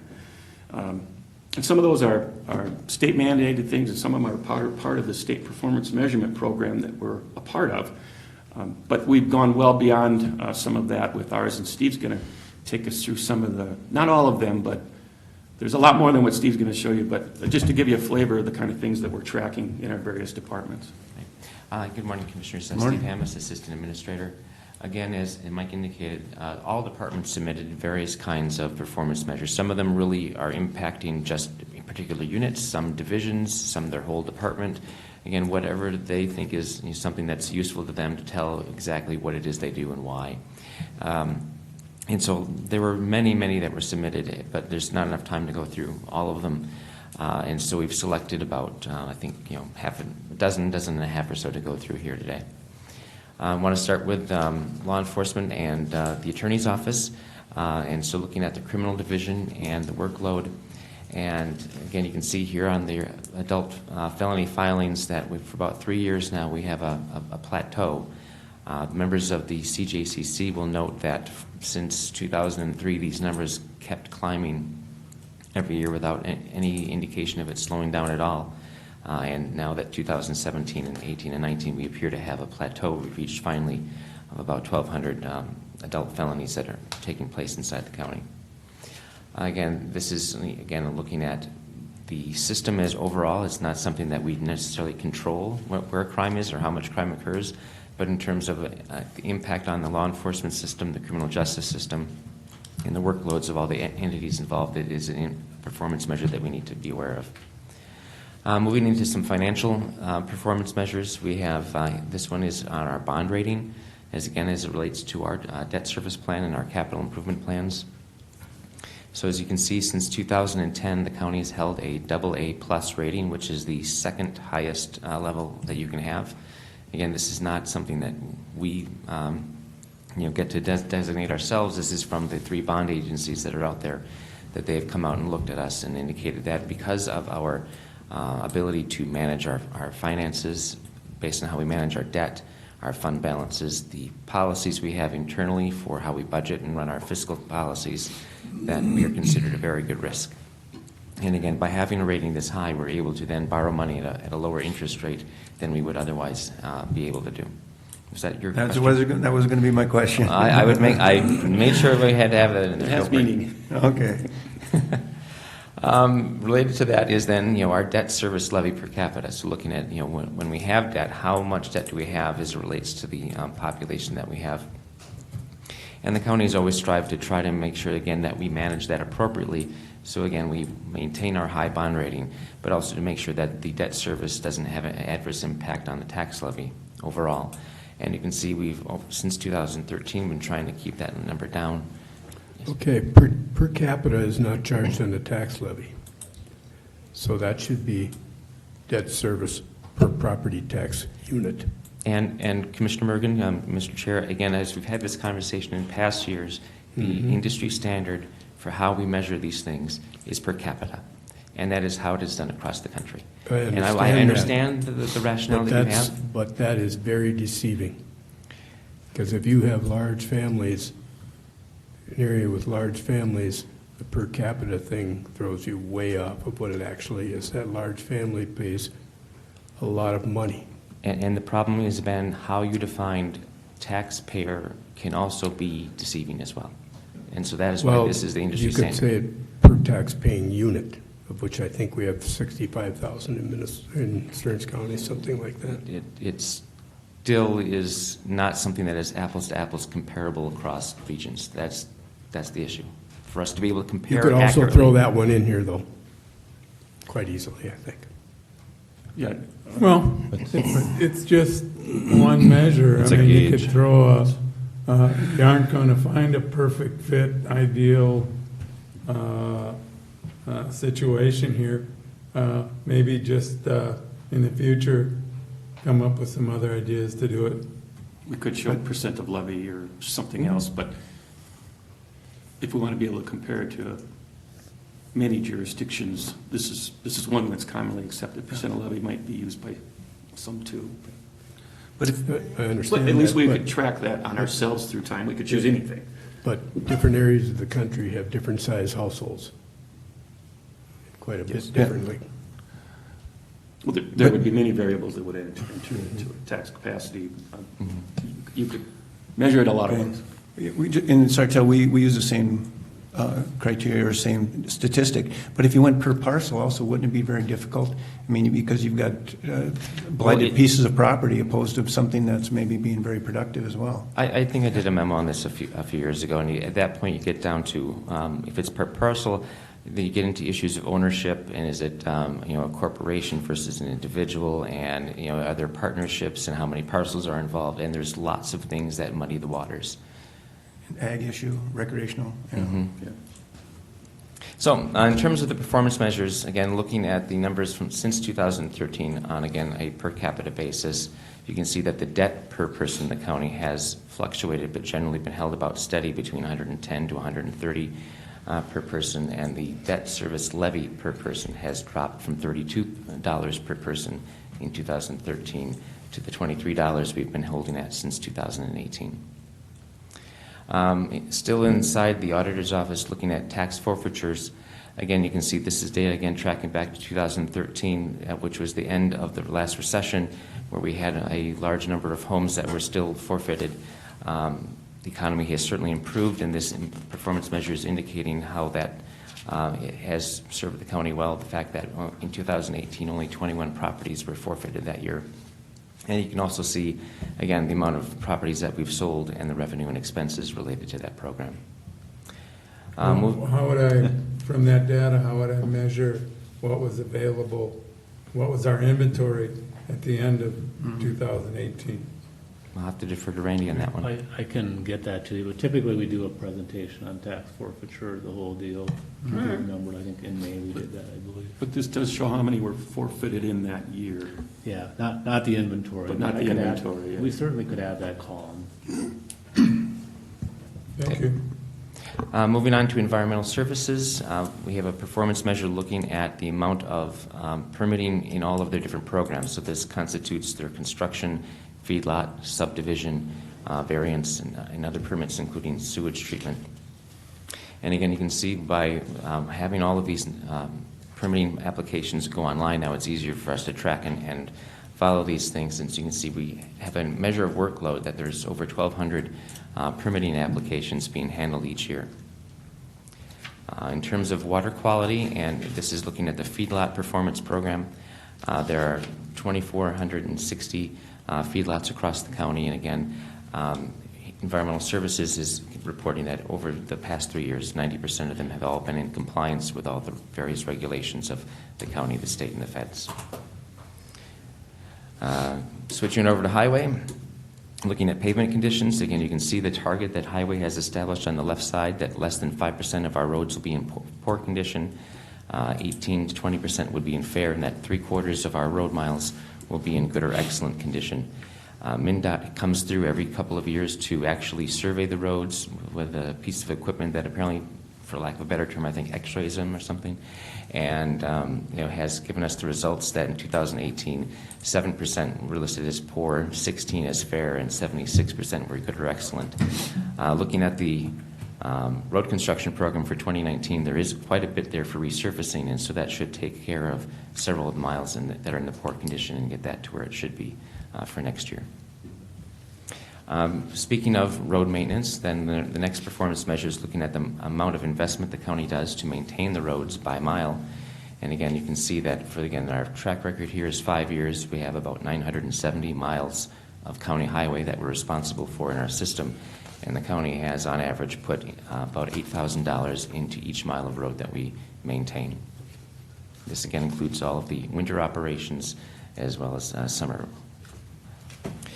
Looking and switching gears over to human resources, as Mike indicated earlier with the goals from the retreat, looking at diversity and hiring best talent, HR has a performance measure of the applicants that apply for our jobs, how many of those have been individuals of color. Again, this is a self-reported variable. People don't have to indicate what their ethnicity is on any of our forms.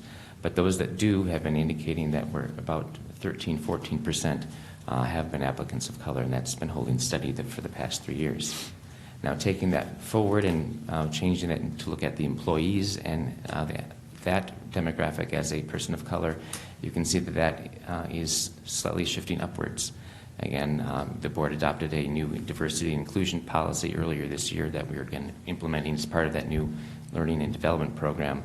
The column on the right is indicating that for Stearns County, the state is designating that 9.8% of the people that reside in the county are self-reporting that they are persons of color. And again, for our employees, again, it's a self-reported measure. They don't have to, but they're reporting just about 3% of our employees are saying that they are persons of color as well. It's risen, just about 1% in the last 3 years. And again, if the trends keep continuing, we'll eventually hit, parity with the population. Then taking a look and shifting over to parks. Again, this is looking at park attendance.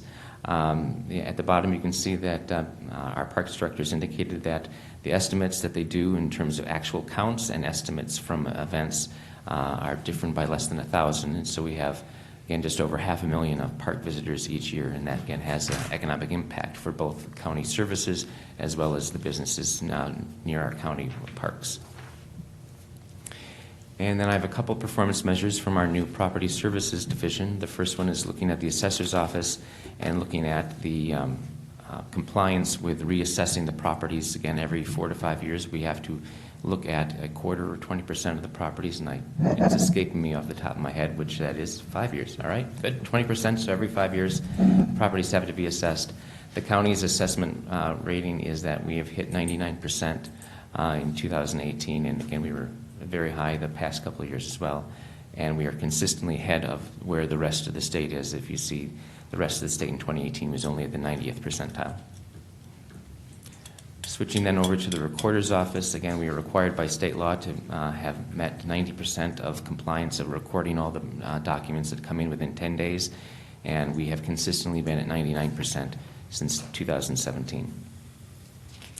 And then the last performance measure I'm going to talk about before I turn it over to Renee to go through human services is on veterans program. And you can see that over the past 3 years, our veterans population is starting to shrink a bit as the members of the World War II generation have been passing, but that the amount of revenue and programs and walk-ins and appointments that have been coming in have been fairly steady for the office. So even though the population is changing, that changing demographic goal that we talked about earlier, there is still quite a bit of impact that the office has throughout the county. And now I'm going to go and turn this over to Renee Froundies, who's going to talk about a few of the human service measures that Melissa had put in here. Question, Commissioner Notch? Yeah, just maybe an observation, but not to pick on Ben's park department here, but your performance objective is to measure how well the Parks Department is meeting the needs of our residents' desire and need for outdoor recreational space. Is that not like an abstract? That one is a more abstract one than a lot of the others. I agree. And it's an issue of something that I hope the comp plan can help resolve too, that as the comp plan process goes along, it identifies some more goals for the Parks Department to have things that we can measure as opposed to just this one. Okay, thank you. Good point. Mr. Chair, Renee Froundies, Public Health Division Director. There are 4 performance measures for human services that I'm going to go through. The first one here is related specifically to pregnant women who are using chemical, and it actually crosses 4 divisions: Gateway, Family and Children's, and the Public Health Division. So right now, women who are suspected of or are observed in using chemicals gets reported to Child Protection. Typically, these individuals are screened out because there is no child, but they are automatically referred to public health. Only about 12 to 13% of the time are they taking up our offer of services that would actually help them move forward towards self-sufficiency as well as getting treatment and chemical dependency. So we're really spending quite a bit of time focusing in on trying to improve the number of women who actually take us up on those services. If we can get them off the chemicals and functioning as a healthy parent, will on the back end drop the number of kids that will actually go into the child protection services as a result of the chemical use. So that's the first one. Renee, let me back up. Are we identifying more women, or is the number of women that we are looking at, that the percentage has increased of those women that we're helping? Mr. Chair, I think that's a hard question. As we've looked at the number of referrals that we've received in public health, they've gone up dramatically over the past 5 years of pregnant women who are reported to us using chemicals. So I'm not sure if it's a change in the law that added other chemicals in there, or if people are more aware of it, or if it is, I'm suspecting it's all of those, that we have more use as well. Are we dramatically increasing the number of women, though, as well, that are coming in for services? No, and that's what we're trying to target. Okay. What we're trying to do is get in at those women and convince them to join our home visiting program. And then through that, we'll get them into chemical dependency, get them on services so they work towards self-sufficiency and a chemical-free life. So. The second item is mental health. This relates specifically to the Community Action Team, which you've heard about. This is the collaborative with Center Care, Central Minnesota Mental Health Center, law enforcement, the jail, corrections, mental health steering committee, community corrections, and community supports. There's 4 performance measures that we're targeting right now. 2 of them are really looking at decreasing costs of those higher services like detox, jail, and the emergency department, and then the other is how do we improve on some of the services that are available for those individuals. You'll see that the data is what we have available at this point. The 2019 will probably take us into 2020. The only other thing I want to point out is we were actually able to house 48 or 46 people, and our target's going to be 20, and there's a reason for that. Once we house a lot of these individuals, it's getting harder and harder to identify those individuals that need housing, whereas before it was easier. But it also relates to the other performance measure, which is looking at we don't have a lot of availability for housing. So we have to really work on, as a community, how do we develop more housing that's available for individuals so that we can get them into housing. The third measure is based for Community Supports Division. This is focusing on improving our performance as it relates to doing the reassessments for the wavered and the developmentally disabled and meeting timelines. So we're not only required by the standard to meet the timelines, but that's also tied to our reimbursement. So the higher we are in performing, the more dollars we are reimbursed for doing that services. So you can see on here that in the community access, we're doing actually well. We're almost hitting the 100% target. In the developmental disabilities, it's taking us a little bit longer. I did talk with Julie Ellis about this, and her plan is the 2021 goal would be to be at 100% for those 2 goals as well. And then the last one is targeted case management. These are related to families and children's, and again, it's Community Supports Division. These are services that we work with clients to move them into eligible MA services. Again, we do these services, we get reimbursed for doing those, getting those individuals into the service, moving them towards, again, self-sufficiency or out of those high-cost services that we typically see. We will never get to 100% here. In talking with both Brenda and Julie about this, because of how this is calculated, they feel like 60 to 65% is probably going to be the highest that we'll ever be able to get with those targets.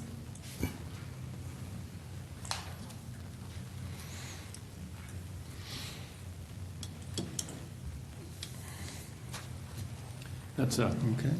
What percentage of our performance measures is that? I think we had 60 measures that were submitted altogether, and so this was about 20%. Okay.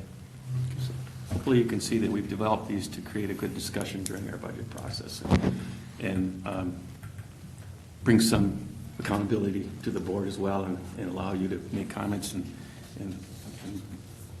during the budget time to see if we're attaining our goals.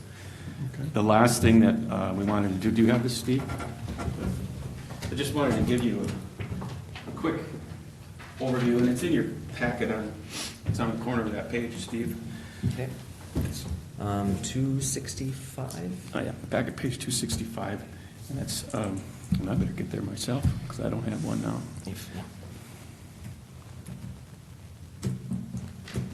But you can see here that if you go look at the middle part of that, this is what we'll go through with you in detail at your next meeting. But we're going to show you a proposed budget that has a 2.78% increase in expenditures and an increase in the tax levy of 2.88%. And if you look at move that up to a little bit to the top, I guess you can see that the tax capacity is increasing by a little over 5%. And applying that levy, then the tax rate will actually go down by a couple of percent. We've also using, again, if you flow down just a little bit again, Steve, you'll see that we're using somewhere there where we show the use of fund balance, and we're using less of fund balance, or at least we're proposing to use less fund balance in 2020 than we did in 2019 by a little over $1 million. So again, the summary there is, and to the tax rate is a little over 2% increase in the tax rate, with a little over 5% increase in the tax capacity. Now, of course, that means if the property value doesn't change, you would see a decrease in taxes. But what we'll show you more in detail at the next meeting is that we are seeing an increase in typically in the residential properties and in the seasonal recreational properties are seeing an increase. Ag homesteads are staying about the same, and commercial industrial are increasing just a little bit. So we'll show you the impacts of the tax rate on those typical classification changes or changes of value in those various classifications. And I think that's really all we wanted to show you, kind of a quick preview. Of course, one of the largest drivers of expenditures this year is employee costs, as it typically is. We have, in 2020, we have all of our employees, or our whole pay grade, increasing by 3% based on all our contracts with our unions. So that's really the biggest driver. We did have some good news, though, because we had over $1 million increase in our CPA and a couple other revenues that are helping us out as well. You're going to see a proposal for a number of employees, some of which are in human services, that are really cost neutral because of reimbursements and revenue capture. And then we have a number of employees in the auditor's office, in the sheriff's office, and the county attorney's office that are all a result of the previous staffing studies that we conducted. So that's, excuse me, that's it. I know that's a broad brush overview, but I just wanted to give you a little idea of what we'll go into greater detail at your next meeting. And then, as I said, we'll have another meeting that we can go into whatever detail we need to on the budget, but at that time, the board is expected to adopt that preliminary levy, which then we still can revise the budget all up until after the T&T, which is in early December. So you don't adopt the final budget till December. Are cities on a different time frame or a different deadline than counties are? Commissioner, they're not, but there was a change last year that allowed us to be a little later with adopting the levy. I can't remember when it used to be, but the due dates have changed a little bit in the last couple of years. In addition, I'd like to know fund balances. I know it's a stupid way to state it, but it gets to the point. What is a quote-unquote ideal amount of fund balance. Used to be, back in the day, this is before I started, we used to write this on a rock. But there were boards that felt that if the fund balance was growing, that showed superior stewardship. Well, maybe it did, maybe it didn't. I'm not buying into that. But what do you guys shoot for? Or what do you? The state auditor recommends a 35 to 50% fund balance amount. Okay. As you probably saw a couple of weeks ago when we talked about the capital improvement plan, we are looking to get our fund balance reduced by using some of our fund balance to help pay for some of the capital improvements, Mhm. to keep our debt down. So later on, when we come back to that, we can show you that detail. Yeah, Commissioner, Mr. Chair, I mean, we can, and I think we did it last year too, is we'll give you a recap of what the major fund balances are during the budget process. But doesn't that also improve your bond rating though as well? Well, using, level of fund balance does play a part into our bond rating, yes. And so it just depends on, again, making sure that we have enough, but also that we are showing that we're using it appropriately in other instances to help, drive down debt. Well, and remember, using fund balance is a one-term or one-time thing. So if you're Yeah. using it for operations, you can get yourself in trouble. Correct. Right. That's why we're trying to use it for the capital improvement plan, where it's a little bit more of a one-time thing. So that'll certainly help keep bonding costs down. So. Interest rates have been at the level they've been at for a long time, and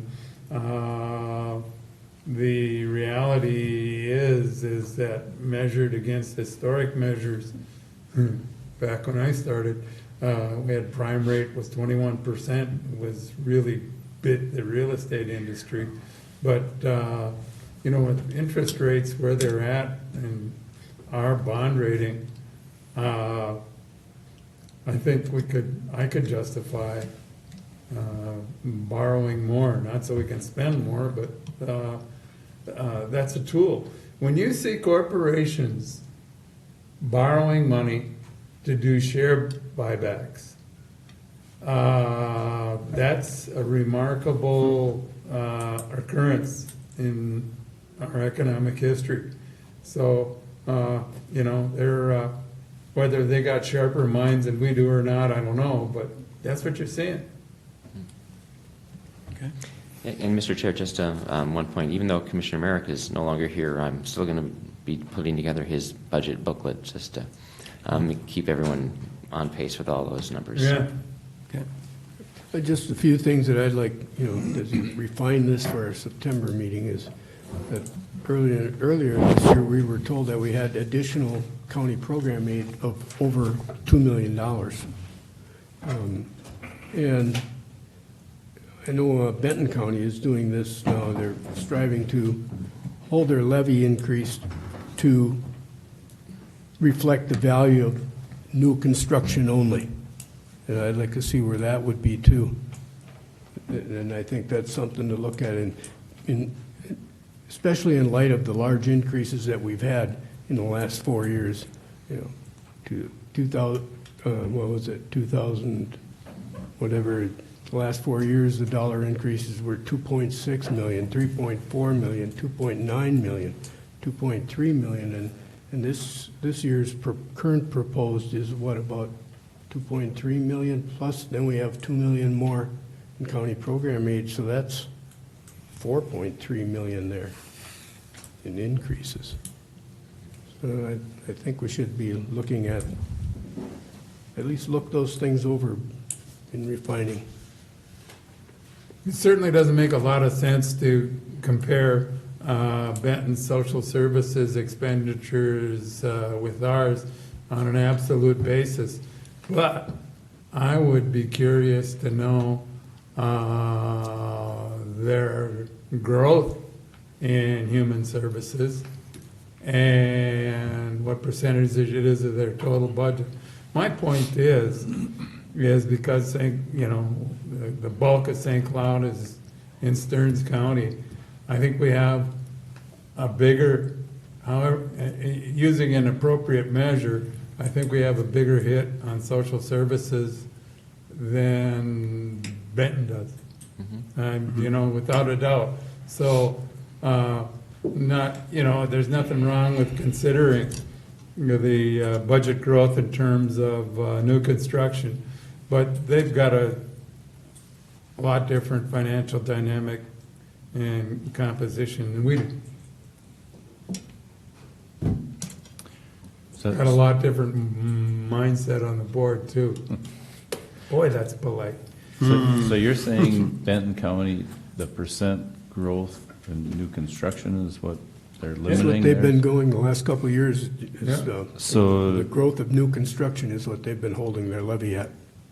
Okay, so, I mean, I think it's Stearns something to County look is at. high, so, I mean, Certainly, our growth percentage would be higher than Benton County's. However, it comes down to, again. but we're not raising our levy to that same. I We're trying to- would have to go back year by year, but we have not generally taken advantage of the whole growth of the tax pie as it is.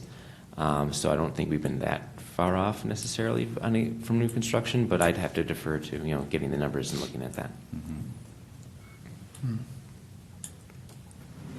Yeah, there's all kinds of ways. It reminds me of the story, the fable about the 5 blind Indian gentlemen that were trying to describe an elephant by feeling the elephant. And they came away with 5 different stories. They're all accurate depending upon which part of the elephant they touched. And again, That wasn't the whole story. And every county is different in terms of what revenues you have, again, what programs you have, what grant opportunities are available. So that all plays in. Yeah. Okay. Anything else? Wow. Yeah, some of the performance measures are going to be subjective, but that's as good as you can do, until we get, come up with an idea of more sophisticated metrics. Sophisticated doesn't necessarily mean better, but it's a stab at it. Good? Good. Thank you very much. Horse is dead? Just about. We got the last couple items here. Issues by commissioners. Randy, let's start down on your end. Steve? I just got a comment, being Renee's here, but Melissa's not here. And maybe I was going to hit Mike up, but when Renee said time, it triggered a phone call I'd gotten in regards to, and I don't know if you would know the answer to this or not, but the amount of time on hold calling human services on specific issues. The person that called me said sometimes, the shortest they were on hold was for like 45 minutes. Wow. No. Oh, geez. And that's something that, administration can check out later too, but just curious if anybody has tracks sometimes how long people are on hold. Commissioner, that data is available, and I'll talk with Janet Gologowski, Okay. and we'll get that information to the board. Okay, and it's older individuals, and they're, it's. Oh, Steve, absolutely. I mean, if it's taking that long, we at least to give them a response that hold waits, or over a half hour, 15 minutes or something like that, because, that can be very frustrating for folks. Yeah, or a call back. And they might- If you could just check. Yep. We do track. We will check that, And they might be older individuals, but there's nothing to stop when you get the initial call to stop and ask the person if they have email. And that might be a better way to handle it, some of that Yeah. stuff. But I just especially- thought of it when you mentioned time before. It's like, I forgot to mention it earlier, but, We'll check into that and get back to you. okay, thank you. Yep, thank you. Lee, you're up. Nothing. Nothing. Mike? Terrell's quiet. Jeff? I have nothing. I don't have anything, but that doesn't mean I'm not going to say anything. First of all, Ben walked outside. I want to thank him for the park powwow we had out there with the picnic lunch was nice. I'm glad they put that on for us. Also, I appreciate input on the APO. I want things to be better coming out of that. Also, today's meeting, 3 hours and 45 minutes. It wasn't a hug fest. It wasn't all puppies and cotton candy today. So I appreciate everybody's work and, continue to do good things. With that, I'll look for a motion to adjourn. Lee, don't use your shoe. I move to adjourn. Second. All those in favor say aye. Aye. We're adjourned. Yeah, back.